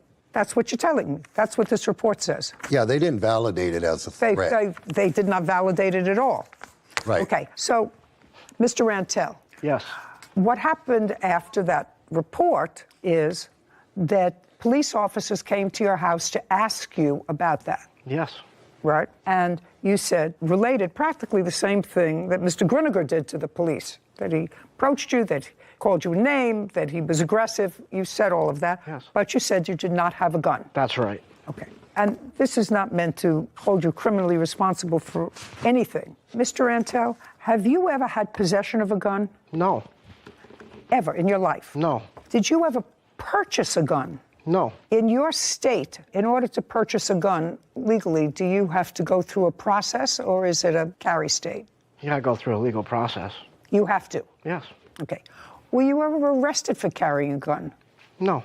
Well, other than your statement that he showed you that he had a gun, and how far was he standing from you? About 40 feet. 40 feet away. And you saw him take something out of his sweatshirt pocket. He didn't remove it out of his pocket. He removed his hand covering it. What does that mean? It was in his pocket. He was wearing a hoodie. How do you know it was in his pocket? What do you have, X-ray vision?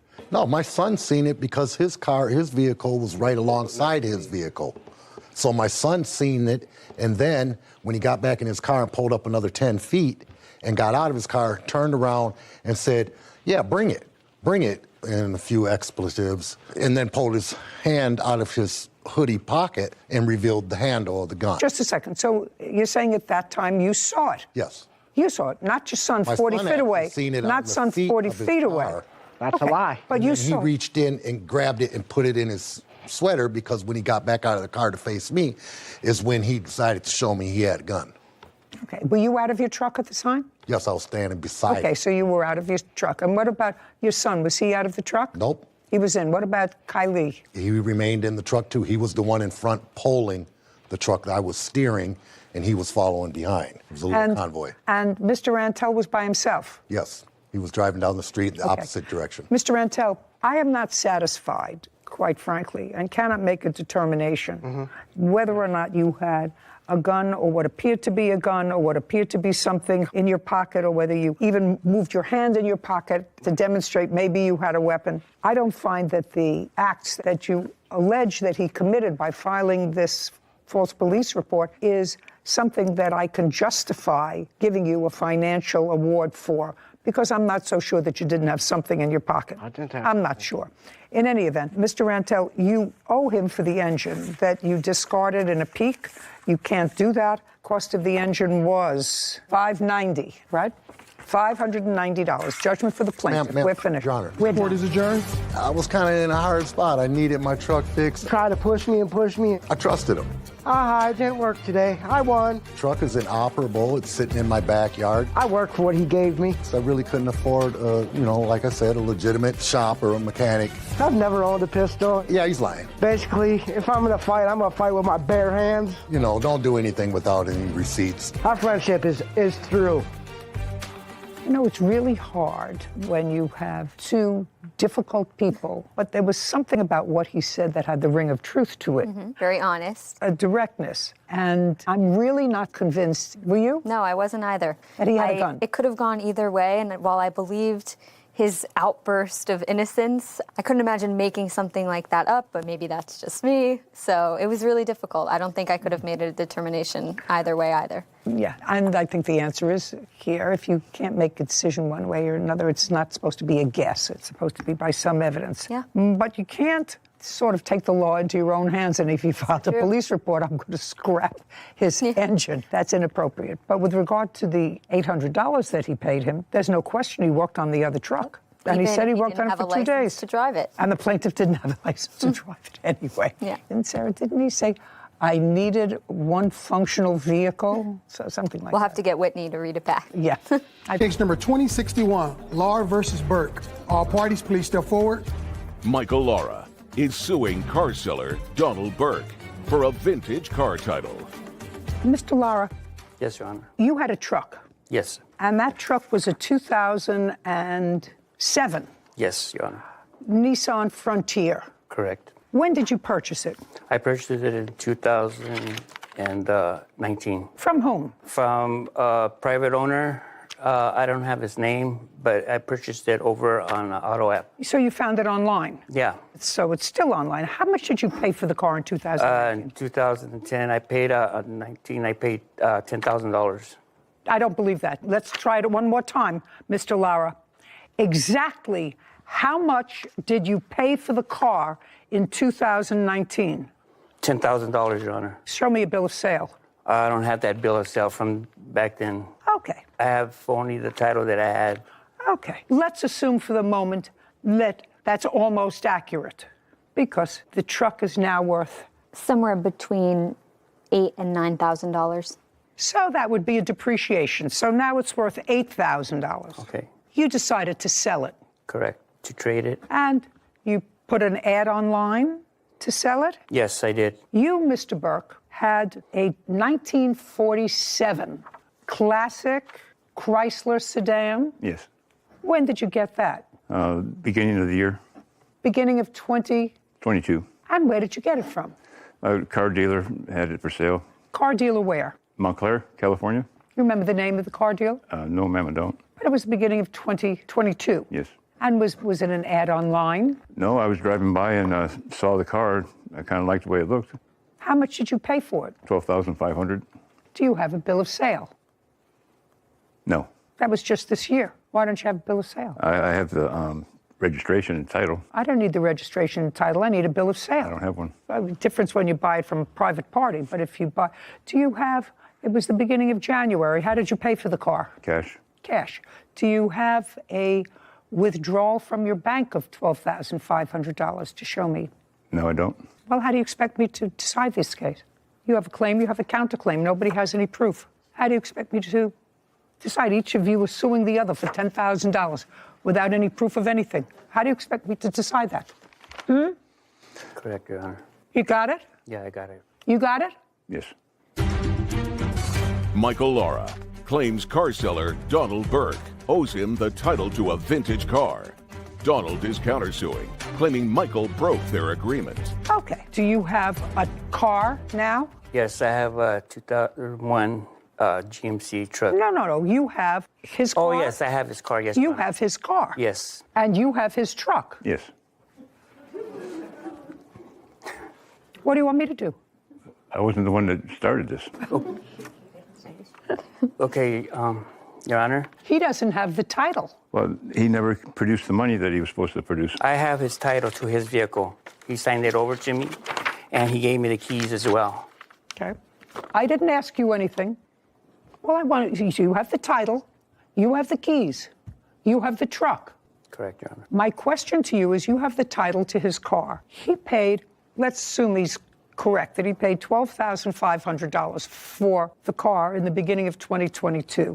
That car, which is a classic car, is now for sale, because I looked it up, I don't remember the numbers, for? Between $18,000 and $60,000 on the high end of what I've seen.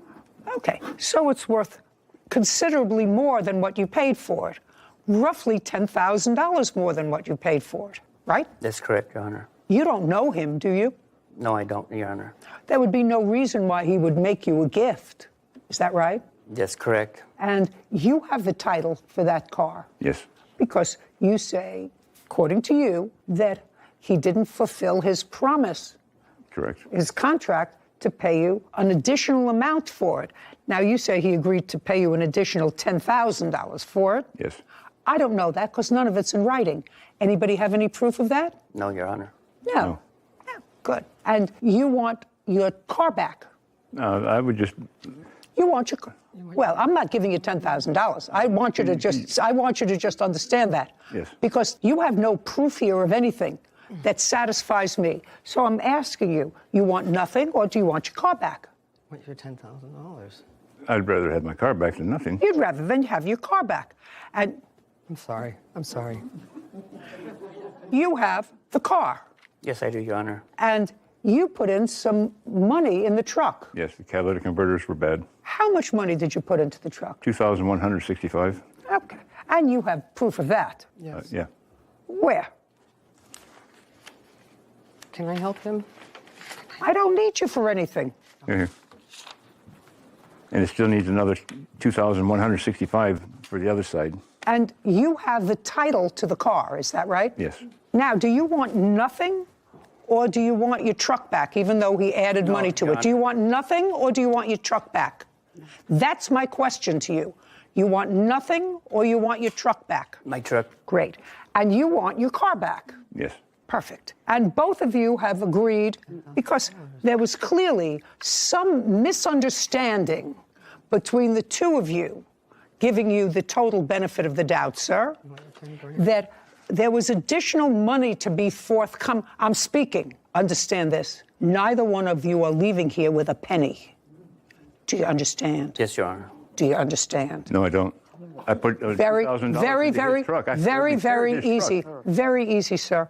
You're getting back a car that you say is worth, she says, is worth $20,000. Your Honor. Sorry. It's not going to work for you. You're going to each end up with your own cars back. Since there was clearly a misunderstanding about the nature of the contract, what I'm telling you is I'm going to prepare an order that within 5 days of today's date, you are to exchange cars. Figure out where you want to do that, a mutually convenient place. That's the order of the court. Goodbye. Court is adjourned. Not even the $2,000 I put into his truck? Goodbye. This way, sir. You can sell your 47 for a lot more money. I didn't bring us here. He brought us here. I like this car. He liked my truck. When I got there, we did the exchange. He signed the titles. He gave me the keys to the vehicle. Well, he gave me a truck that needed a $4,000 repair, and he didn't mention that when he gave it to me. And my car, was nothing wrong with my car. I have always maintained my vehicle. I have records of it and everything. I'll just keep my car. No more business deals. So I really agree with you that there was no meeting of the minds because the defendant thought that the plaintiff was going to pay him an additional $10,000 for the 1947 Chrysler, and no one had any proof of anything. So it's really hard to come to court with zero proof on either side. So I think your ruling to leave them how they were found prior to any what they believed to be a contract was the right decision because I'm so glad you felt that way. well, I mean, I was thinking to myself, looking over the papers, what's she going to do with this one? You know, it's hard because with no proof and a he said, she said verbal agreements with tangible items like vehicles, I probably would have done the same thing. I don't know what to make of this. I have nothing to look at, nothing to rely on. And it was so interesting because they both bought these cars recently.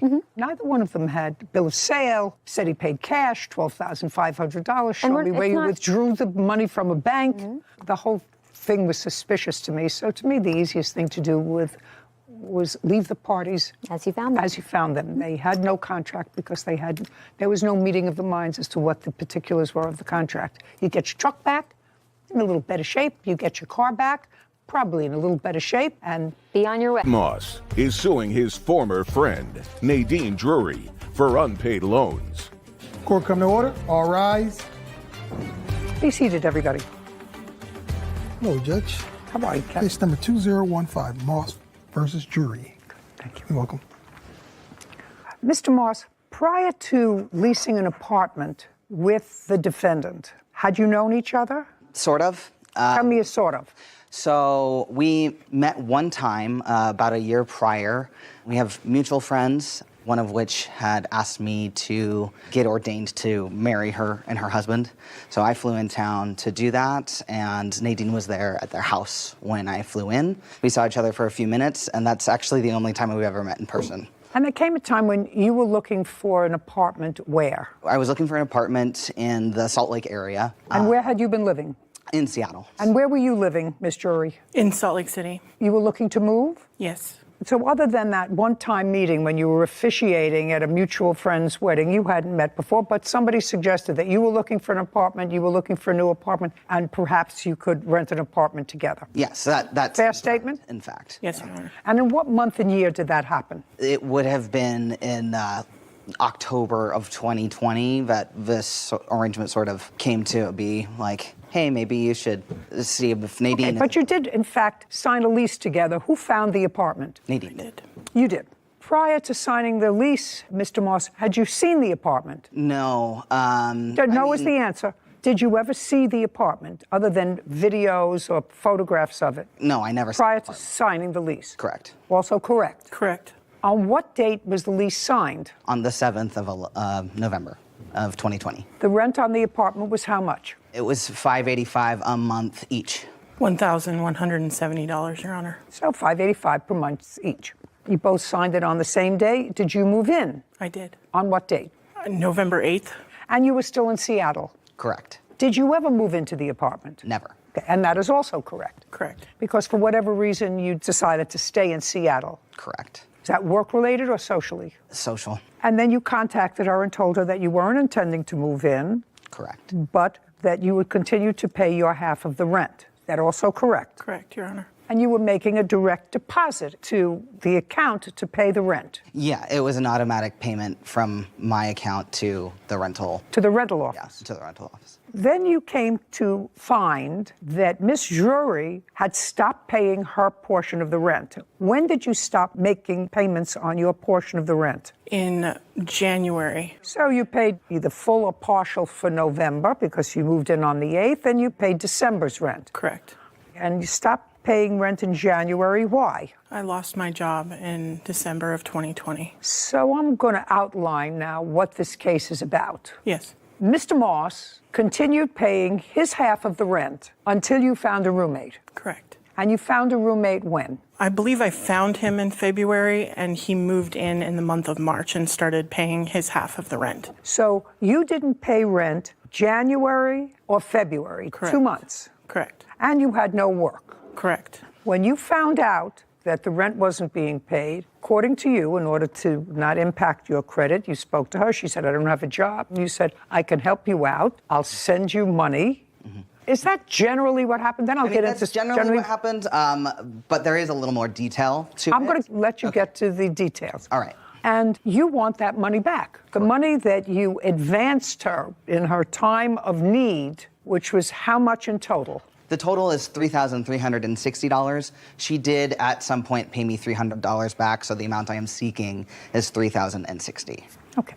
Are those figures accurate? Yes. And he gave you that money, not because you were good friends, because you were a relative. He had met you one time. Right. And he had, in fact, said to you, I will continue to pay my rent, even though I know you from hole in the wall. I will continue because I signed this lease until you find someone to get me off the lease. That's correct, Your Honor. And your defense, it seems to me, to this action is that he was really trying to scam the government by depleting his bank account so he could collect food stamps or whatever.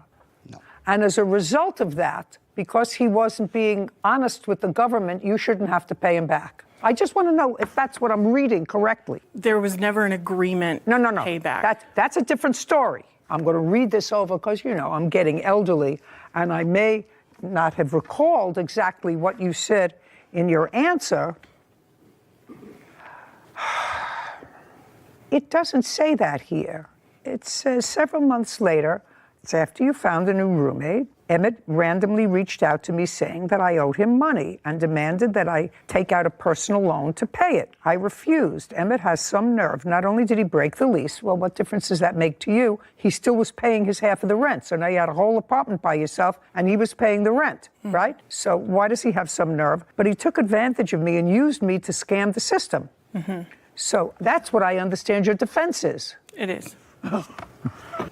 I have video evidence, Your Honor. Video of what? Of Emmett. Of Emmett what? Of Emmett explaining why he was trying to get on assistance and how he was like, it's fine for you to pay rent with this money because I'm trying to empty my bank account so that I can get on food stamps. It is true. Okay, just a second. Just a second. Let's say that's true. He's going. I'm just trying to. Shh. Owes for unpaid loans. Nadine says Emmett broke the lease they were both on. I'm just trying to get your mindset. I hate people who scam the system. But you got this money from him. And your defense is that he was trying to scam somebody else, so you shouldn't really have to pay him back, even though it was his money. It was his money. It was his money that he took out of his bank and gave to you. Right. For no reason. That I never agreed to pay back for a lease that he was legally on. He's responsible for that rent money no matter what. You mean so you get to live there free? No, Well, just a second. So you get to live there free. If he paid for it for the months that you didn't, you got to live there free. He wasn't even living there. It's not as if he was living there and you didn't get to live there free. You lived there alone. And he was paying the rent. Yes. Well, why do you think you're not responsible for that once you get back on your feet? We never talked about a repayment. No. That's not true. Okay. Now, we definitely talked about repayment. Now, I want you to explain to me and be very careful because, I've been in this system a very long time. So I know about social services and I know about the system and I know about welfare and I know about food stamps. I know all about that. So you contact her. Yes. And she tells you she lost her job. Yes. Let's pick it up from there. Okay. So I found out through the payment portal that she hadn't paid rent. Yeah, we're past that. Okay. We're I past contacted that. her about that. Well, there was. Don't look up. Apologies. I sent her money that night. No. You contacted the portal, and then you had to have had a conversation with her. Right. If you tell the truth, you don't have to have a good memory. Let's start with you contacted the portal, and you found out she hadn't been paying her rent. That was in January. Correct. January the 2nd. And January, she hadn't paid rent, and you called her, and she said to you... She said to me that she didn't have money to pay, which I was aware of because she had previously told me that she I was aware that she had lost her job. Just a second. How did you become aware that she had lost her job? Because we were friendly with each other. We were talking several times a week via Facebook Messenger. Okay, fine. You knew that she lost her job. Yes. And I assume you knew if she lost her job, and you were speaking several times a week. Let's be very careful. This isn't just calling the pay portal and finding out that this stranger who you met once wasn't paying her rent. You were speaking, and you knew that she had fallen on difficult times. And? I did. I didn't... Don't go up here. right here. I didn't know that she wasn't going to pay rent on time. No, just a second. You didn't know what? On the 2nd was when I found out that the rent hadn't been paid. On the 2nd of January. The 2nd of January. Just look at me. On the 2nd of January, you found out the rent hadn't been paid. What did you do? So I called Nadine to ask about it, and she told me that she didn't have the money. And so I said, okay, I have these extra funds because I, at the time, was also unemployed. I had been taking payments, unemployment payments, and then the COVID payment. And what? The extra payments for COVID on top of unemployment, because this was 2020. Welcome to Inflation 101. Right. So all of my payments had been late and had come in a lump sum. So that is why I had extra So your money. unemployment and your COVID funds came in one lump sum. Correct. And I want you to think very, very carefully. And you're living where, sir? Seattle. With whom? At the time, I was seeking a roommate. No. Where were you living? So I was living in Seattle. In Seattle with whom? No one.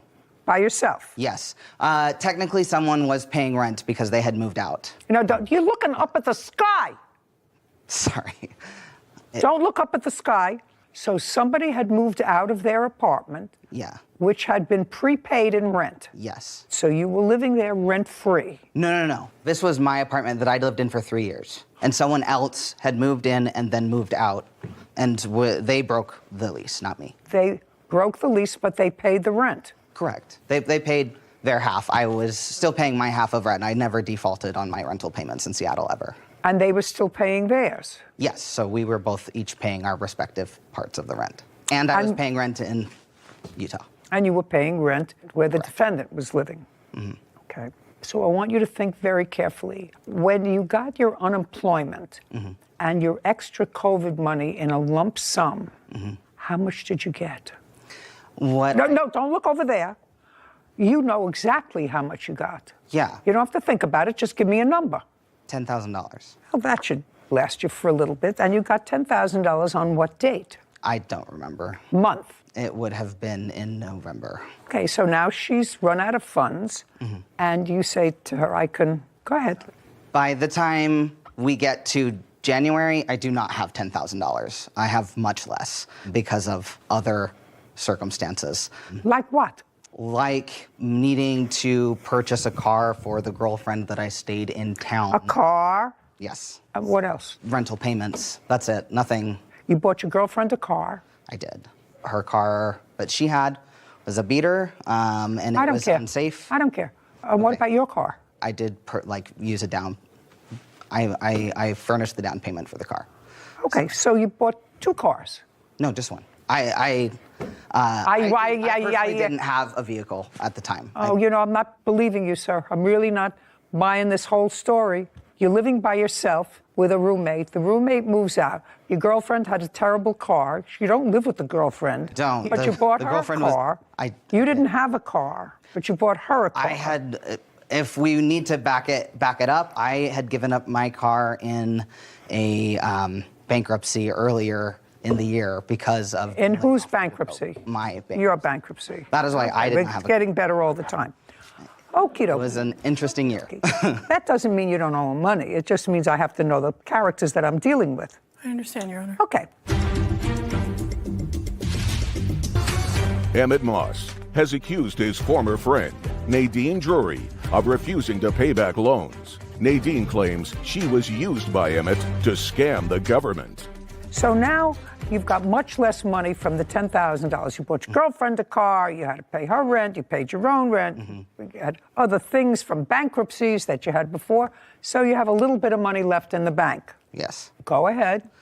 So don't look over there, right here. No, look, that evening of the 2nd, I paid Nadine a total of $710, enough to cover the rent of $585. Any fees it would cost her to go and withdraw that money from the bank. And she also asked for extra money for groceries. Just a second. You acknowledge a $3,000 amount of money that he gave you. Am I right? Yes. Or Yes. You say that That that's correct. includes the money that he's saying that he spent on rent, that he gave me for rent, and he's also asking for his deposit. I am for asking for my the deposit. deposit for the apartment back. Okay, well, he's entitled to that. You have a new roommate who I'm sure you got a deposit from. She chose to not And if you didn't? collect a deposit from What? the roommate. Well, that's her problem because I she's agree. going to get the deposit back. Yeah. Okay, well, that's reasonable. She's going to get the deposit back when she leaves. And you leave, if you leave the place in good condition, he was never living there, so if you don't leave it in good condition, then it's on you.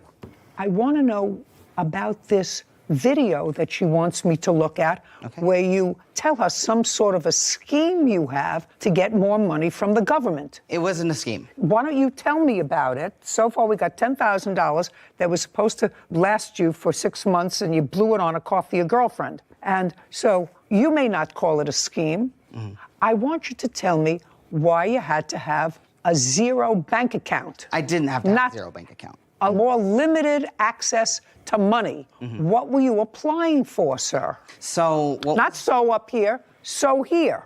Okay. I was applying for a program to go into the trades. So it was like a work study program, like electrician, plumber, that sort of thing. And again, I didn't have a job, and unemployment had completely stopped. And as far How many years did you collect unemployment? it was less than 1 year. How many years had you worked? How many years have I worked? Yeah. I've been working since I was 16. So Well, it's I'm been surprised 14. the unemployment totally ran out because they kept extending unemployment. People were on unemployment for years during COVID. When they cut me off December of 2020, they did not reestablish my claim. I kept applying and it was denied. So I don't know why, but it was. What kind of work do you do now? I work for customer service. Okay. And the trade school that you wanted to go to was to prepare you for what? To be an electrician was what I wanted to do. An electrician? Yes. And was this an online program? No, this was in person. Where? It was in Seattle. And how much did they give you to go to that program? They didn't give me money to go to the program, but the program was free of charge. Okay.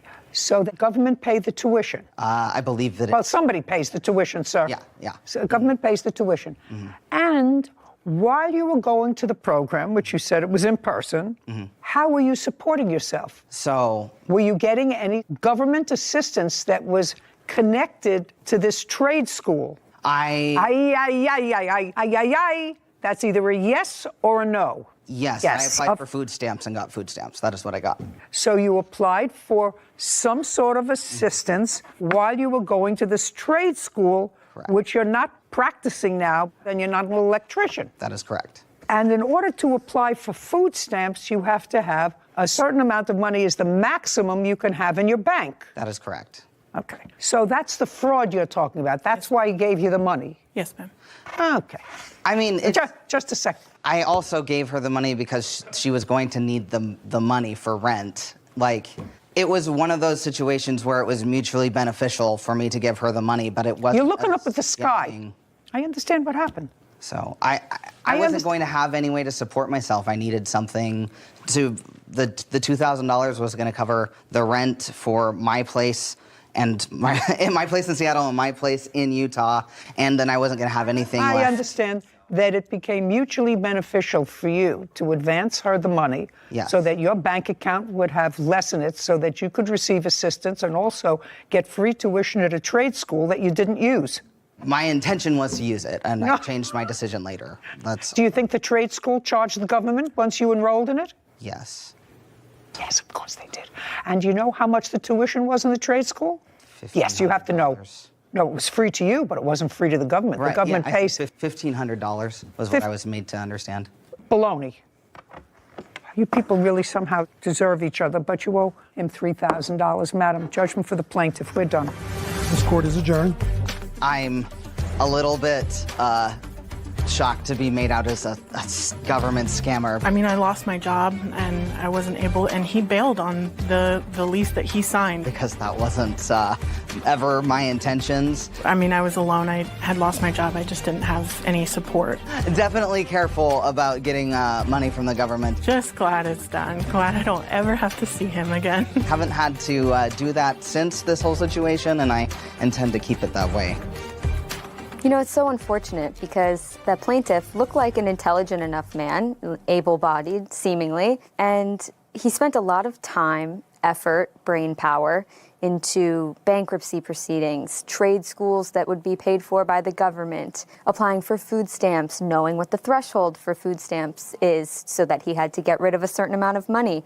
That seems like a lot of time and effort that could have been better spent gaining legitimate employment or skills at a trade school legitimately. And it's just unfortunate that some people decide to take the path that I view as more difficult in searching for ways to get free money. Really unsatisfying. Yeah. If you think about it, unsatisfying. Maybe going forward, he'll take a different path. Maybe. Boyfriend Willie Albrecht for filing a false police report and harassment. Court come to order. All rise. Have a seat, please. Case number 2068, Automatis versus Albrecht. Thank you. You're welcome. Mr. Albrecht, I'm going to start with you, sir. Yes, ma'am. You are the current live-in boyfriend of the plaintiff's ex-wife? Soon to be. Of the plaintiff's wife. Correct. Mr. Adamus's complaint is that as a result of you making a call to the police, he was defamed when you said that he was trespassing. It was a false call to the police, and he wants to be compensated to the tune of $2,500. That's what the case is about. So in order to make this whole thing in context that I understand, how long have you been living with Mrs. Adamus? Since June of 21. How long do you know her? Since January of 21. Have you ever been married? Yes, I have. When and for how long? Previously to April of this year, I was married for 15 years. So you were married when you moved in with Mrs. Adamus? Yeah. Legally? Legally. Did you own your own home? I did. With your then wife? Correct. Did she stay in the house? She did. Does she have a boyfriend? Yes, she does. Do you like him? No, I do not. Does he live in the house? Not at this time. Did he ever? Yes, he did. And you didn't like it? No, I did not. So I want you to understand that there is maybe a reason why the plaintiff resents you living in a house that he owns with his still wife, and you're living there. Do you understand? I do. Because you sort of have the same situation. You're kindred spirits. Just a minute. Actually, you're kindred spirits. Except my 15-year-old son also lives with this young man. So who cares? Oh. Well, that's all right. But you understand why he might be annoyed. I do, but... Okay. So now, understanding all that, I want you to tell me, because I'm not totally sympathetic with you, sir, because if you and your wife are divorcing, you're entitled to move on with your life, and so is she entitled to move on with your life. Where do you live? You live in an apartment? I live in a condominium. Okay. How long have you lived in the condo? I've lived when we separated March of 2021. And who do you live with? I currently live with my... No. Who do you live with is the question. My older son. And how old is he? 19. And how many bedrooms are in the condo? 2. And what about you? Have a girlfriend? Yes, I do. Ever stay over?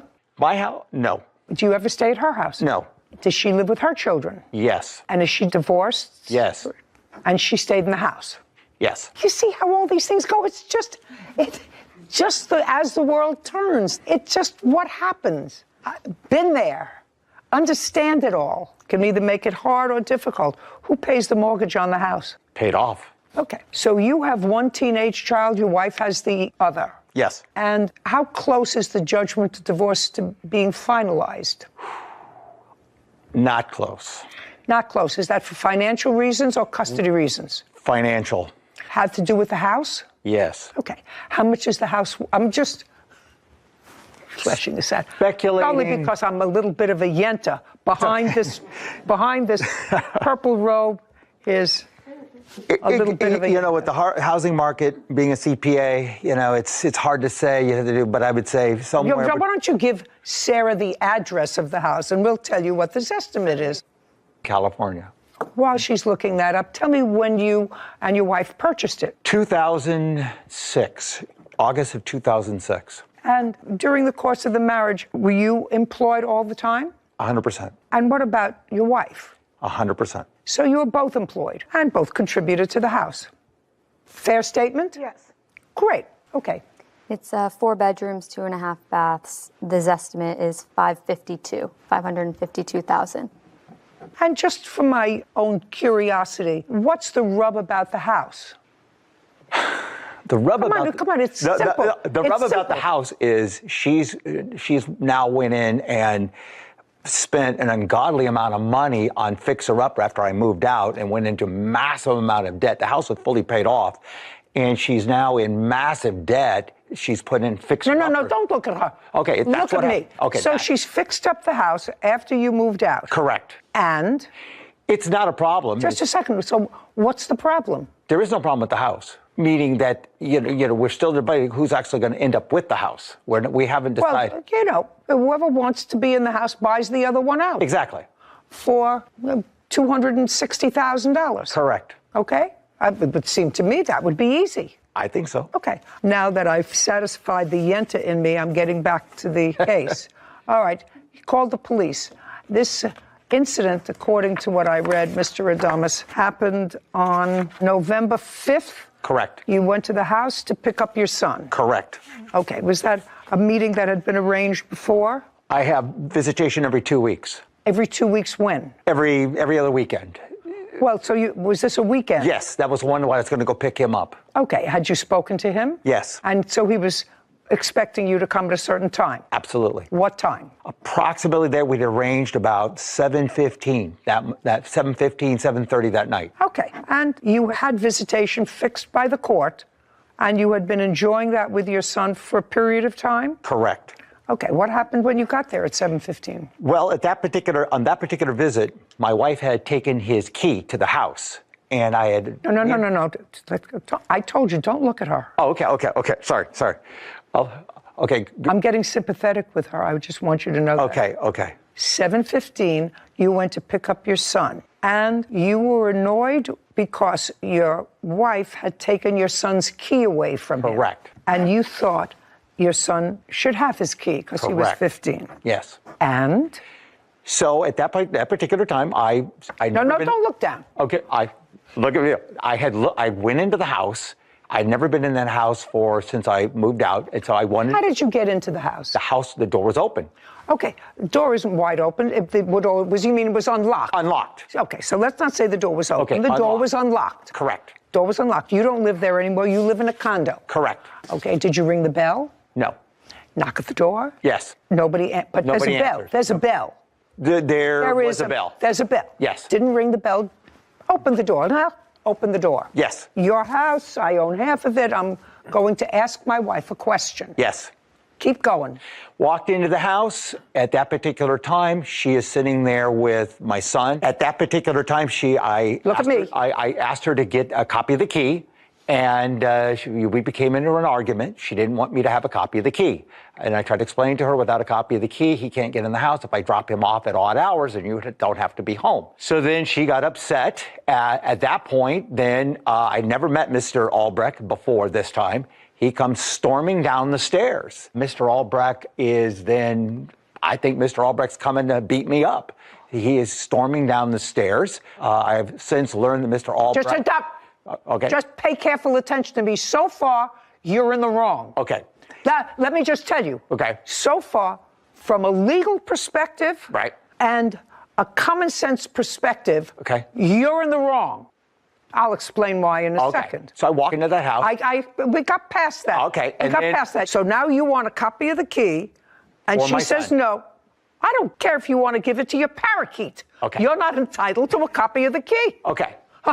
Let's start right there. Okay. And let's start with my first point is if you're going there to pick up your son for a prearranged visit, yes, you don't walk into the house. You have a 15-year-old son. A 15-year-old son has a phone. I tried to call him, yes. Oh, you tried to call, and what happened? He said he was there, he said... Be very careful what you say to me. Okay, he was called there. Your son. And I called my son, be ready to go. He said, okay, I'm ready to go. That was at about 7 o'clock. Yes, approximately. What do you mean, yes, approximately? Yeah, I was probably on my way to pick him up. And so when I come up there, I call him on the phone. Okay, he's ready to go. Yes, are you ready to go? Okay, so you walked in. Okay. You had no right to enter the house. Did not know that. Well, you had no right to enter the house. You knew that your wife changed the locks. I did not know at that time she had changed the lock because the door was open. I had not been No. Listen to me. You went there because, Mr. Adonis, you have to be a two-process thinker, sir, before you give me a lot of baloney. Wrongfully called the police while visiting his own house. Okay, if you needed a copy of the key to a house that you partially own, yes, you would have had a key to the house. Correct. You didn't need a copy to make because you would have had one. Okay. So you knew that your old key didn't open the house. Otherwise, you would have said, your mother took away your key. I'll make you another key from my copy. True. True. Of course it's true. So, so he called the police and he said you were trespassing. No, he didn't say that at all. What did he say? He said he told me I was trespassing. Then he called on the phone, and when he's on the phone with the police department, he is telling them that I am now committing domestic violence. Now, that is a very serious charge. I mean, okay, we can debate about my access to the house, but when you call the police and say that I'm committing domestic violence, which is a crime in the state of California, that's a game changer. So I want to ask you a question, Mr. Adonis. When you walked into the house and you saw your wife and your son, I want to know, when you walked in uninvited, true, your first words were, I want a copy of the key. That's what you said. You said, I want a copy of the key. Would you read that back to me, please, Whitney? I'll go with that. At that particular time, I asked her to get a copy of the key, and we became into an argument. So now you're in an argument, and you're a trespasser. Your case is dismissed. Goodbye. Goodbye. Okay. This court is adjourned.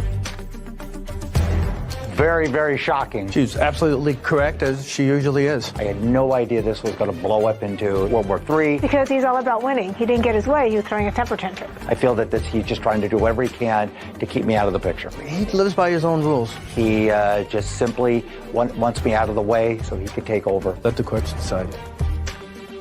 It's always so unfortunate when people divorce. I mean, the story is this. I could have written the script without even listening to the people. But they have two teenage boys, 15, 19 years old. One's chosen to live with the father. One's chosen to live with the mother. Clearly, the son said to him, Mom took away my key. Mm-hmm. She clearly took away his key for a reason. Mm-hmm.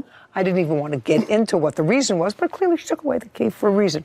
Otherwise, she doesn't look like an unreasonable person. Her boyfriend doesn't look like an unreasonable guy. And he was flexing his muscles. Mm-hmm. And the fight is over the house because I gather that's the only real asset they have. Yeah. Anyway, unfortunate when people don't realize that they have to love their children. Is suing her former employer, Kimberly Stewart, for unpaid wages and defamation of character. Court come to order. All rise. Have a seat, please. Hello, Judge. Case 2103, Horn versus Stewart. Thank you. You're welcome.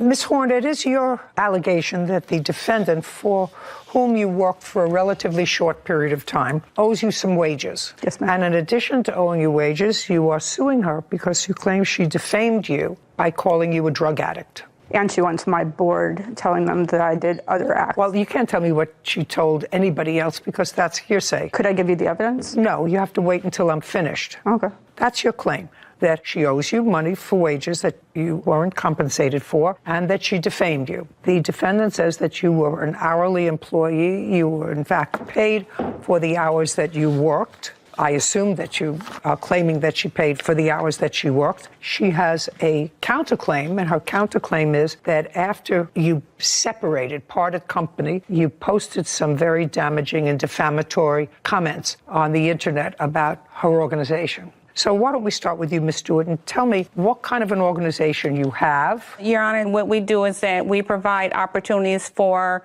people who have substance abuse, behavioral health, who may need education services such as getting their GED. We do skills training. We have employers that will staff them as well. And we also provide substance abuse and behavioral health services. Is it a 501c3 organization? No, we are a for-profit company as a corporation. And how many employees do you have? We currently have 7 employees. And when did Ms. Horn come to work for you? What was she hired to do? She was hired as the clinical director, and she started on July 21st, 2022. Okay, before I go to Ms. Horn, I want you to tell me what special training did you have, or is it required to have? You're the director of this? I'm the VP of operations. Okay. Is there any special training that you had?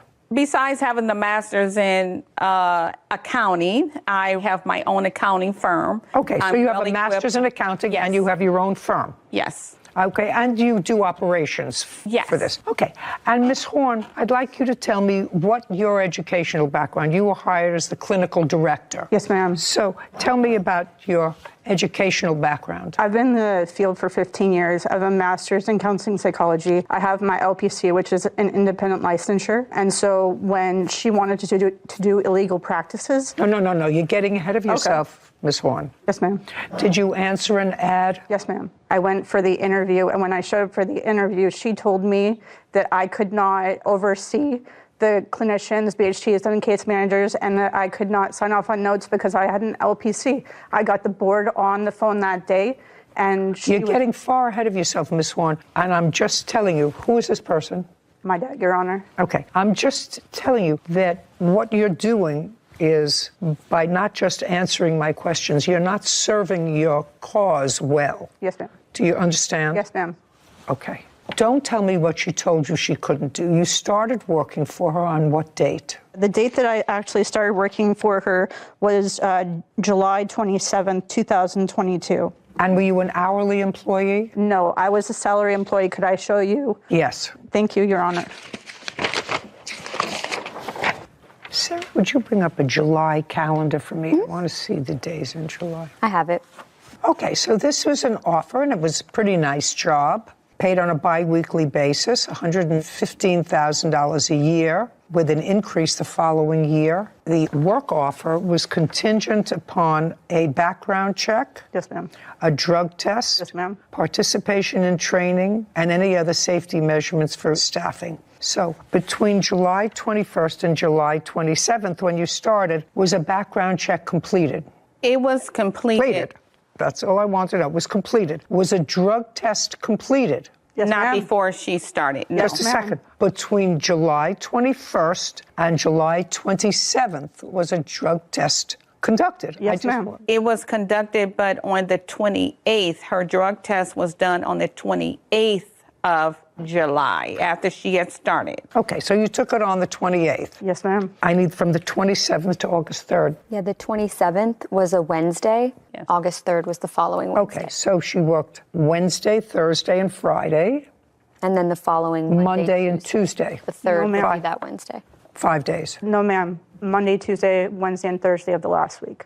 Her grand opening was the Thursday of that week that I quit. And what she is talking about, I talked about at the beginning before I took the drug test, and they said that it was no problem. I take medication that's prescribed by doctors, and I have proof that I take medication by doctors, and I'm not a drug addict. Well, I don't want to get into what medication that you take that's prescribed by doctors. I would assume that we're not talking about blood pressure medication, and we're not talking about medication for migraines, and we're not talking about stuff to take care of rashes on your arm. No, ma'am.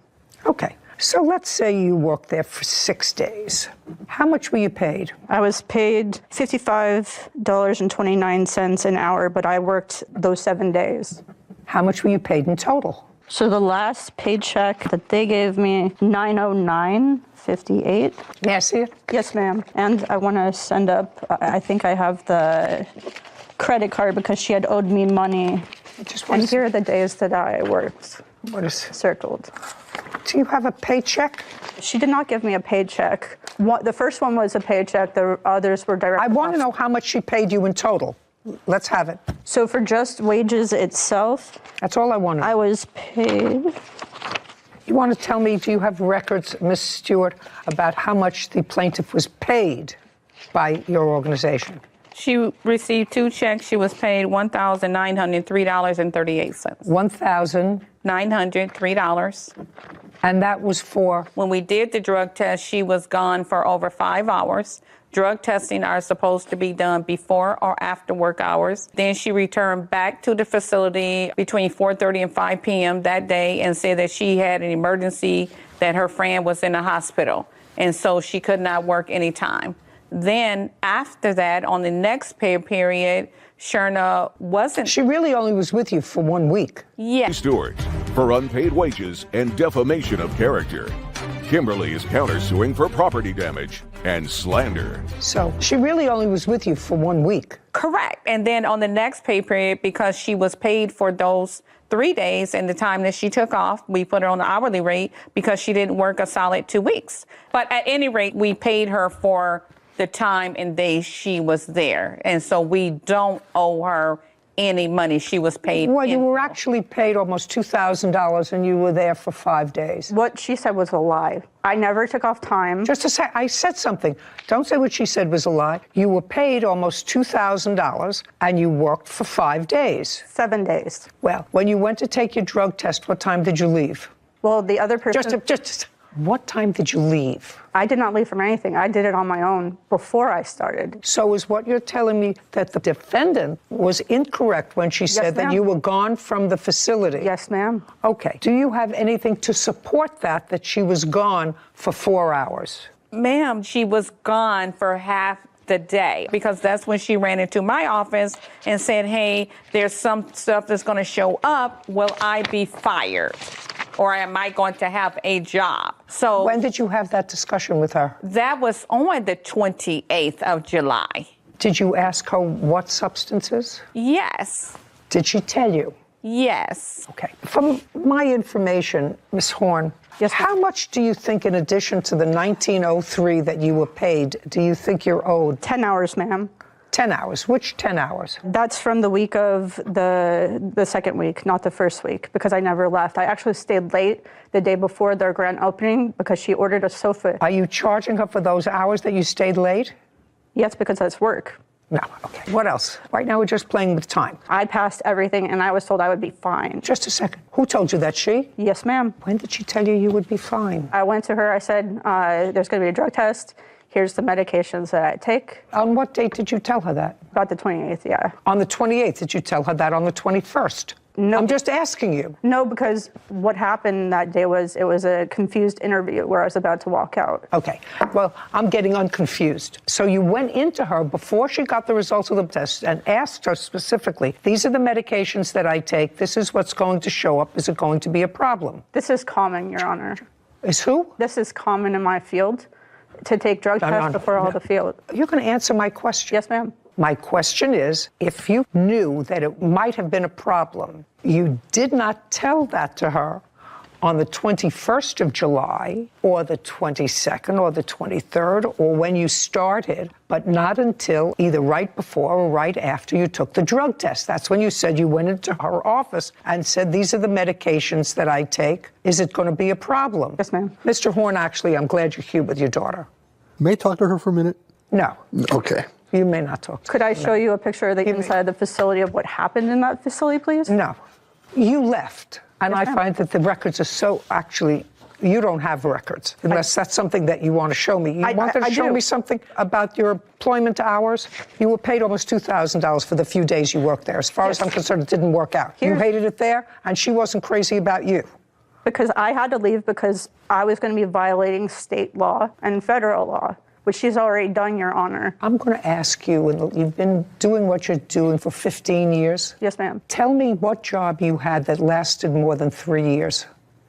I've moved. Tell me who you worked for in the last 15 years, more than 3 years. I can't because I was in graduate school and then I went to So you weren't, PhD. just a second, so you weren't in this field for 15 years, you were in school? I've been seeing clients since 2007.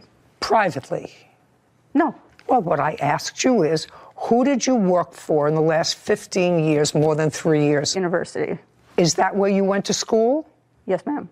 Is that where you went to school for how many years? 5 years. Your father wants to have a word with you before I'm finishing up with this case. You want to have a conversation with her? You're blowing it. You answer her question directly and don't go anywhere else. Okay. Was that helpful? Yes, ma'am. Okay. We're leaving the salary that you think you're owed. You Yes, say ma'am. that the defendant called you a drug addict and thereby limited your ability in your chosen field. So show me, tell me. I would like to submit the board allegations because everything. Just a second. And may I provide the timeline for what happened? What I want to know is, what is this? That is a falsified document. No, just say submitted it to is my a board. document. To my board stating that I did things that I did not do. I highlighted the bottom. To your board or to the board? Shh. Okay, so this says a complaint was filed against you with the Arizona Board of Behavioral Health. Complaint alleges that you may have committed an act of unprofessional practice. If this is somebody filed a complaint against you. She lodged a false complaint. Shh. No, somebody lodged a complaint against you. Yes, ma'am. Doesn't say who lodged a complaint against you. It says a complaint has been filed. You didn't file this document. Yes, she did. Excuse me? It's her signature at the bottom. The types of documentation that were filed was list of medications, harassing and threatening emails and text messages, and budget left in desk. I don't know what that means. She said I had all of my possessions, but how did she only have my budget? I'm telling you that this is what it says. Yes, ma'am. Okay? The CEO filed this document, and you swore to the accuracy of this document. Well, this report says that you were complaining that the person who was doing intake had to have a master's level. Don't look at any papers. That's what you were complaining. Yes, That's ma'am. your first complaint. Yes, that ma'am. the person doing intake, and somebody said to you that the person who was doing intake was just taking basic information, and once the basic information was taken, they would be assigned to somebody else. But that's Your what Honor, it said. She said that she wanted to get some substance use information. My state board gave me this paper that I'd like to submit. Just a second. I don't care about your state board, actually. The question is, does she owe you any money? She doesn't owe you any money for salary. I've already determined that. I see what she was supposed to pay you. It's not that you were working there for days. You have hours that you think you want to be paid for. That's not happening. You were paid almost $2,000, and what I gather was a very acrimonious few days. I mean, you're talking about either 5 days or 7 days. You were compensated. Forget it. Has accused her former employer, Kimberly Stewart, of defaming her. Kimberly claims Sharna caused property damage and slandered her business. Okay, the only other thing that I have to determine is whether or not she called you a drug addict. Now, would you show me where she called you a drug addict? It wasn't just the drug addict. It was the false documents that I No. She's allowed to file a complaint against you, But I madam. never had a police officer come to me, question me, or anything. So if I did it, they would have come to me. Just a second. What I'm telling you is she is allowed to file a complaint against you. Yes, ma'am. They have a responsibility to look into the allegations of that complaint. Did they either sustain the allegations in this complaint? Well, this is just August, so I assume they haven't completed the investigation, or have they? No, ma'am. Okay, so they have not. That's why I'm filing defamation, because this is doing it on purpose. I'll let you have one more go at it. You say she's doing this on purpose. Hold on. Do you have... Yes, I have my father, who's a witness from court one day. What court? Explain. Don't speak. We were in court because they tried to file an injunction for harassment, and the judge, my dad... Just a second. Went to file an injunction against you for harassment? Yes, ma'am. Right after I went to the police. Just a second. And were you served with a document? No, ma'am. Well, then how did you end up in court? I saw the document on my door, and unlike the defendant, I went to the court to take care of it. You can laugh all you want, but I took care of it. You have to be served with it. I'm actually finished. I asked one question, and you tell me that you have the answer to that question. We're going to repeat the question. Whitney's going to, and don't go off on this question. Just stick to what the question was. She said they did this thing, it's sort of either retaliation or on purpose, or... She said that's why I'm filing defamation, because she's doing it on purpose. On purpose.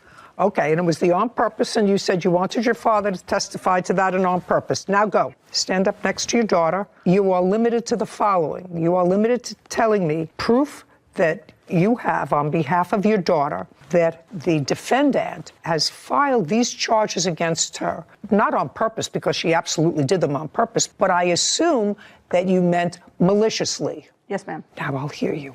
Okay, I'm going to keep this in secret. Maliciously. What evidence do you have that the defendant filed this complaint and swore to this complaint maliciously? I have no proof, but... Then you have no proof. Then you can sit down. Right, but that's not the question she asked. All I want to know is maliciously. Now you can sit down. Okay, now we're going to get to the last question that I have for you, and then we're done. Do you have anything in writing where she called you a drug addict? Your Honor, in the complaint to my board. Okay, we're done. We're done. So now we're on your case. Now we're on your counterclaim. Your counterclaim is for property damage. What property? I will show you the documentation to the counterclaim. Just a second. Don't tell me that you have documentation. It's a shattered window.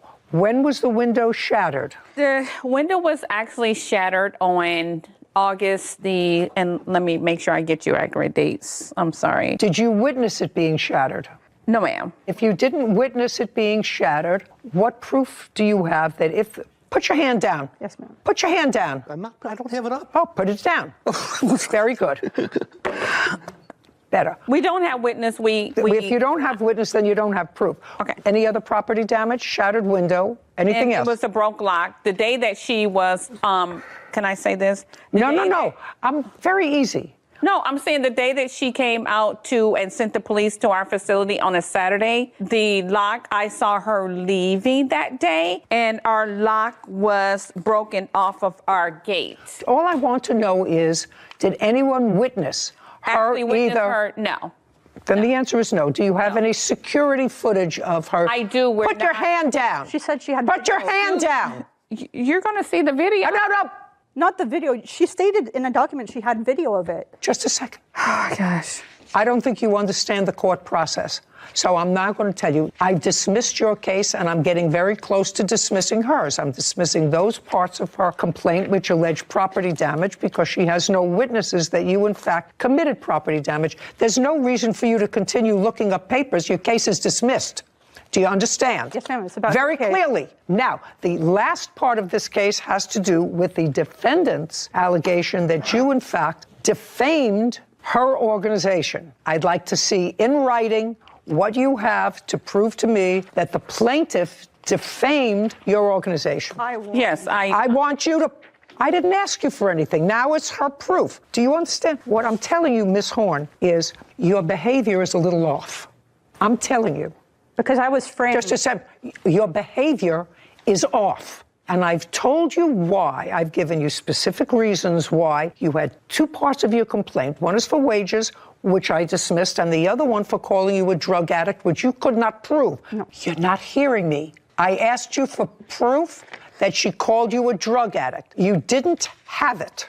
Now, proof that she defamed your organization. May I have it, Kevin? This is from her and her father. And just a second. Her father isn't a party to this action. Can I speak to the counterclaim? Because I have proof from her. Sure. Her text. It's her text. This is from him. I'm not interested in anything from him. Sue him if he said nasty things to you. Your Honor, it's just not nasty things. This all came about because of everything that Sherna has done, and she doesn't realize. Listen to me. Yes. None of this comes from her. She's on it. Her name is on there. I don't care whether her name is on it. None of this comes from her. They CC'd her. This is proof. Put everything away. Put all your papers away. I'm not coming back to you unless I, in fact, see that there's any validity towards her counterclaim. Then I'll come back to you. Right now, your claim is dismissed. Both counts of your claim is dismissed. I've dismissed her claims for shattered window and a broken lock. And these emails do not represent any form of defamation. If you have nothing else, your claim for defamation is dismissed. Do you have anything else? The answer is yes or no. No, Your No. Honor. We're done. Easy. Thank you. Bye. you. This court is adjourned. Thank you. Our facility and myself have done nothing wrong. I think I got flustered, which is fair. We're doing everything according to the Arizona State Board and laws. I actually thought that they paid her. She complained that she hadn't gotten her second paycheck. If you look at the documents say that they went right in, and bookkeeping corrected that and sent her out the second paycheck. So that was nonsense. And there was absolutely zero proof that they called her a drug addict. Except for in a valid document that they filed, which they have a right to do. It wasn't the type of slander we usually see where it's plastered on the internet or anything like that. And certainly the defendant didn't present any proof other than some nasty emails back and forth by her father. Yeah. Maybe he's just being a supportive parent. Anyway, I hope she finds a job that's comfortable for her and some peace.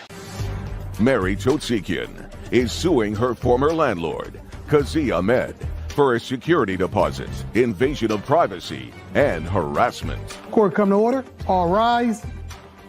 Have a seat, please. Case number 2047, Totsekian versus Hamad. Thank you. You're welcome. You had a house. Yes. Where? In Sun Valley.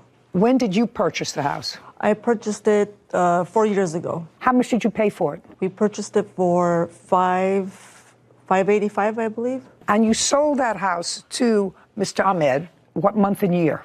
We sold it in, I believe it was January. Of 2022? Yes. And you sold it for how much? $574,500. Where did you move to? I moved to Palmdale. Did you buy something else? Yes. And Mr. Ahmed, you took a mortgage out? Yes. How much is your mortgage? I bought the house February 15, 2022, not January, and I pay for it $710,000. So you paid $710,000? Yes. Not $574,000? No. Does that sound right to you? Yeah, I might not be remembering the exact amount. Well, that's a big, not exactly. $574,000 to $710,000 is a big difference. Yeah, it was $710,000. In one case you lost money. In one case, you made money. It was $710,000. I apologize. Okay, so $710,000. Yes. Yes, honor. Thank you. You're welcome. How much is your mortgage payment each month? $5,100. Okay, and when you sold Mr. Ahmed the house, you didn't have a place to go, according to your complaint, and you asked for a rent back. I was in escrow. But you didn't have a place to go, whether you were in escrow or in an igloo in Eskimo, it doesn't mean anything. You didn't have a place to go. Correct. So you asked them if you could stay in the house and rent it from them. How many people are there in your family? My family, it's 3 kids. So who was living in the house? You, It was me, my husband, and I have my 2 sons that are with me. My daughter doesn't live with me. So you asked if you could rent the house back for a few months. He was nice. He said yes. How much rent did he ask for? He asked for $4,000. He asked for $4,000? Yes, for 3 bedrooms, he asked for $4,000. Your Honor, He never, no. Just a second. He asked for $4,000 even though his mortgage was $5,100? $4,000. I paid a whole total together with everything with security deposit, and I paid $12,000. No. That's not what I'm asking you, a security deposit. That's what we're here for your security deposit. Yeah. I'm asking you, how much did he originally ask you? $4,000 was the... Okay, well, that was pretty generous of him to ask for $4,000, considering his mortgage was $5,100, and he doesn't know you from a hole in the wall. So that makes him a very nice person to rent it back to you so that he's at a loss every month of $1,100. Do you understand? Yes, I do understand. Great. And what you're doing here is you want your deposit back. Yes, that's correct. $4,000.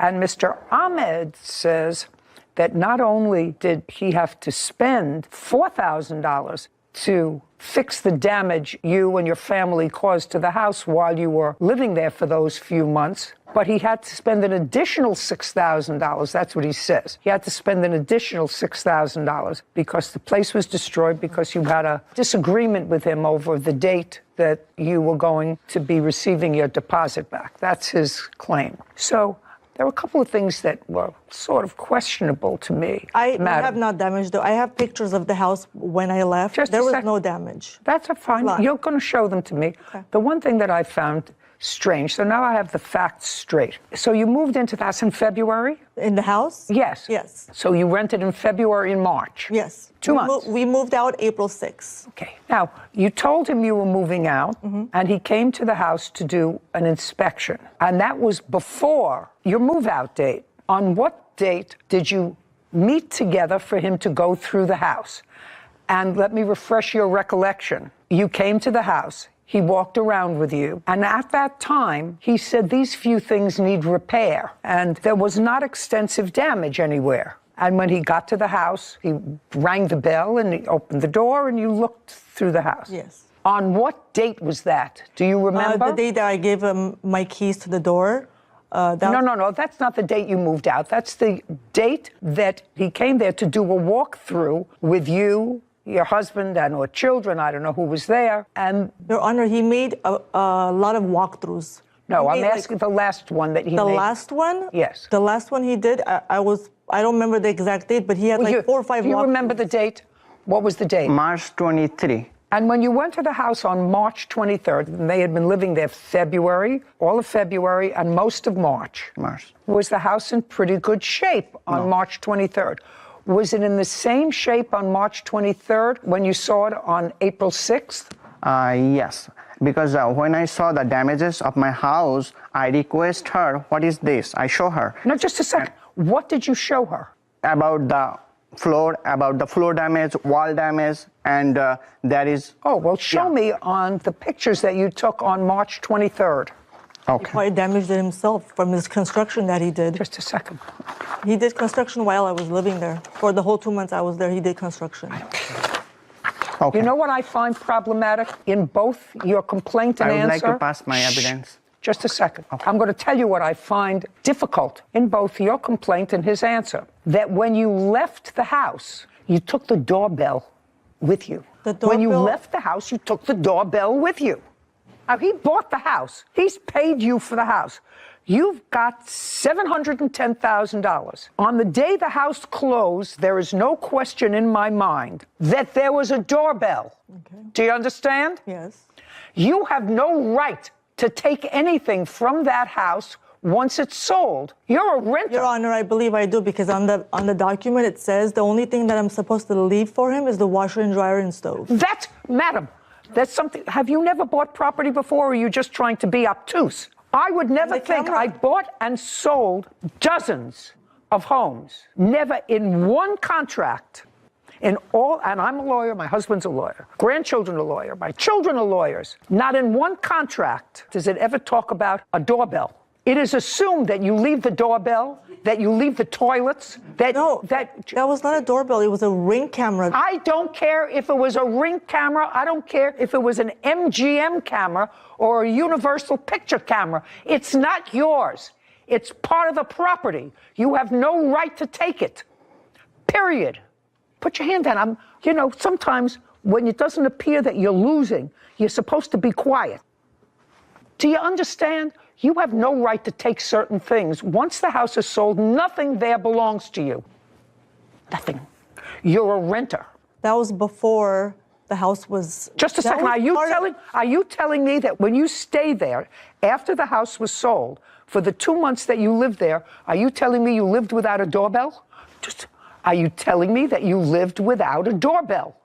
No, you lived with a doorbell. It's a Ring. Your Honor, it's a Ring camera. I don't care what it is. It was not the doorbell. It's not the doorbell. It's a Ring camera. You can You can take it off and take it to your next property. That's something that I bought. You bought a lot of things in that house, I'm sure. Did you buy wallpaper? Did you buy flooring? Did you buy carpeting? You can't take it. It doesn't belong to you. It travels with the property. When you say it's a Ring camera, when you ring the doorbell, does that activate the Ring camera? Yes, it does. And when you took out the whole Ring camera, did you put in a doorbell? The doorbell was already there. I never touched the doorbell. That's why I took the camera, the Ring camera, because that belongs to me. I bought that. I didn't touch the doorbell. That's part of the house. That's part of the property. It's in the wall.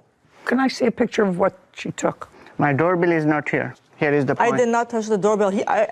Again, he did a lot of remodeling. He probably did all the damages himself. He's trying to blame it on me. Mm-hmm. No, that's You're not allowed to take it. Period. I have a lot of evidence. You're not allowed to take it now. So I'm starting with your case. You want your deposit back. Yes. This gets deducted from your deposit. Did you replace this? Not yet. Did you get an estimate for its replacement? Yes, I did. I'd like to see it. Okay. And not only doorbell, Your Honor. She took the curtain rods and also all the light bulbs. Just a second. Okay. Give me some time. I don't have time. Can I please explain what really happened and what I went through with this guy from day one? No. He let me right rent? here. No. Because I want to prove my case because he's wrong and he's a crook. No. Madam, you rented the house. Yes. For $4,000 a month. Yes. A 3-bedroom house. I paid him amount. And you paid him the amount, and you stayed there. If there was something wrong with the house, or if you didn't like the fact that he was doing construction there, or he was coming in and out of the house, even though he was renting it to you for $1,100 less than his mortgage payment, okay? You could have moved. Your Honor, let me just tell you that he promised me from day, he kept texting me over and over, bringing renters to show my side of the place to live. While we were living there, he harassed me every day by text messages and phone calls. Can I show the house? Every single day. Who cares? I don't care. But that caused a lot of tension to my family. I don't care. Move. Mary Totsekian claims her former landlord, Kazi Ahmed, refused to return her security deposit and harassed her. Kazi is countersuing for vandalism. Now, if you didn't like to live in a place where you were being constantly harassed, you and your husband now have a $110,000 profit from selling your house. I gave him a $10,000 discount on that property. And he did you understand what I just said to you? Move. Say, listen, it's not working out. You're bringing too many people in and out of the house. It's not working for me. Wait just a second. We'd like to move out before. Did you ever say that to him? The answer is no. Because I had a lease with him. Did you ever? Just a second. Yes. Did you ever say that to him? I would like to give you your property back earlier. We don't need it for 2 months because I don't want to be harassed. We're going to move out into a hotel until our house is ready. But you stayed there. No, I told him that we can't keep having people come and knock on our door. Okay. I made it very Madam, you're not getting compensated for that. You're a big girl. You made a lot of money on this house. You asked for a deal for him to rent it back to you. He said, fine. He's going to tell me that he wanted to have his mortgage covered, and you were not prepared to do that, and you were not prepared to do that. Your Honor, let me just tell you, the living situation for that 2 months that I was there was hell with him. He caused me all kinds of anxiety. The last day when I was supposed to give him the keys so I can leave, he opened the door and started arguing with me in front of my 11-year-old kid. He made him cry. He caused a lot of trauma to our family. Your Honor, her son was not there. He's a monster. He doesn't care about anything else. And then he did remodeling. Now he's trying to get the money out of me to pay for it because he's broke. That's okay. First of all, this comes off the deposit, and then I want to see the estimate. All I want is my $4,000 security deposit. Well, I'm not sure you're going to get it. His rent on time, just like a good renter. Okay. But all I wanted was my deposit back. That's it. On March 23rd of this year, when he came to do an initial walkthrough with you before you were leaving, did you discuss deposit? The answer is yes. Just a second. Yeah. The answer is yes. Yes. And at that time, did he say to you, this needs fixed, this needs fixed? Did he say anything to you? Nothing. Did he tell you that he had, by law, 21 days to return your deposit? Yes. Okay, and what did you say to him? I said, that's fine, I will wait the 20 days, but No, just a second. Yes. You said it was fine. I'll wait the 20 days. Yeah, to get my deposit, yes. Okay. And then what happened? I have every text that we sent to each other. I'm not reading every text that you sent to each other. I'm asking you after March 23rd. Go to your March 23rd texts. I do have here. He basically said basically. I said go to your March 23rd and thereafter I highlight, Your Honor, for you. After March 23rd. Yes. Go to your, do you have text messages? That's yes, what you said. You're looking at me. Okay. I have a March 23 here. He led me on in the text messages saying that you help me pay my mortgage, I will help and give you a security I'm asking you to show me the text messages after March 23rd. This is the March 23rd. And thereafter, you pay deposit back when there isn't any damage to the house. You don't use my deposit for anything else. You hold it for damages. Here is the notice. I would like you to meet with you and your husband. Please let me know when you are available. Please don't threaten me with my deposit. I wasn't. He was threatening me. I wasn't. Just please don't threaten me. You mean threaten me with my deposit. Can you show me where on the contract it says the washer and dryer stays? That I found it stays, and we did leave it there. She tried to take with her that too. Again, Your Honor, I'm just here for my deposit because I did my responsibilities and paid the rent. I was a good tenant. I kept the house beautifully clean and everything. I deserve my deposit back. That's why I'm here. I don't want to deal with him. I don't want to see him ever again. I just want my deposit. I know what you want. That's it. That's why we're in court. If he felt as if you deserved your deposit, he wouldn't give it to you. And if I left the house perfect, he needs to give it to me because I didn't do no damages to that property. Okay. He's lying. Can you show me where the contract says the washer and dryer stays, because I don't see it? I made it very clear to everyone that I paid for it, that it's going with me. That was before I looked at the document. Just a second. Yes. So that's before you looked at the document? Yes. When did you look at the document? I looked at it, it was at home when I noticed it. Did you respond to him after the 23rd and say to him, I realized that the washer and dryer stays? No, because he's been threatening me constantly. Why am I going to respond to him? He's been a monster. Can you please show me photographs of what the house looked like? He's been a complete monster, show me Your Honor. Just a second. Show me what the house looked like on April 6th. This is the pictures I have. This is what it looks like. Perfect little house. Don't speak. Just show me.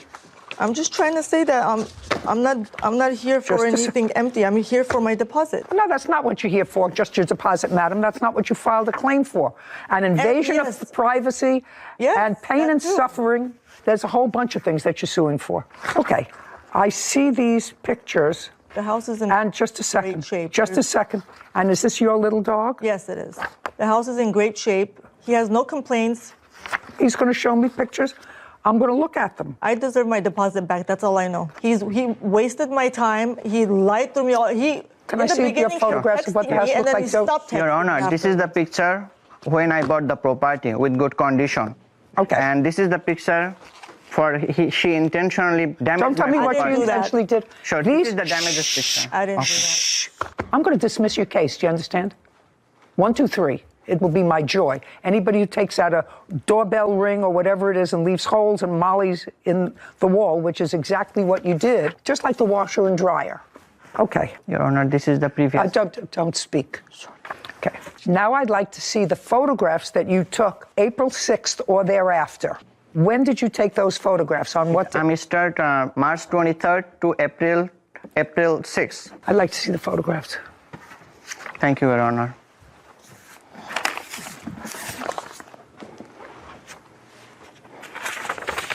Some of this damage, sir, that were in the door hinges, that's not damage that they did. That's not damage that I can ascribe to them. There are some holes in the walls. I know you're showing me this. That you have to deal with. Totsikin accuses her former landlord, Kazi Ahmed, of keeping her security deposit and harassing her. Kazi claims Mary vandalized his house before she left. Okay, I don't know what this is that you're showing me in this picture. Because there is a water leak from there. So the water goes in the cabinet inside. Okay. Okay. I assume that you have some sort of insurance because they didn't do this damage. Okay. They didn't do this damage when they were there. I would like, sir, to see some of the pictures before and after. This is moldy and it's dirty. So they didn't clean the bathtub. Where are you living now, sir? With my mom. And who's living in the house? I rented out. What's the name of the people that you rented the house to? It's Walter. When did you rent it? On what date? I don't remember exact date. Well, you remember. You remember everything else. You remember April 6th. You remember March 23rd. Now remember what day they came. Okay. June. So actually the house was, just a second. So actually the house was unrented for about a month and a half. Right. Because Shh, not a because. Now, how much did you rent the house for to Walter? $4,000. Could you explain to me why you're renting it to somebody for less than what you pay in your mortgage? Sure.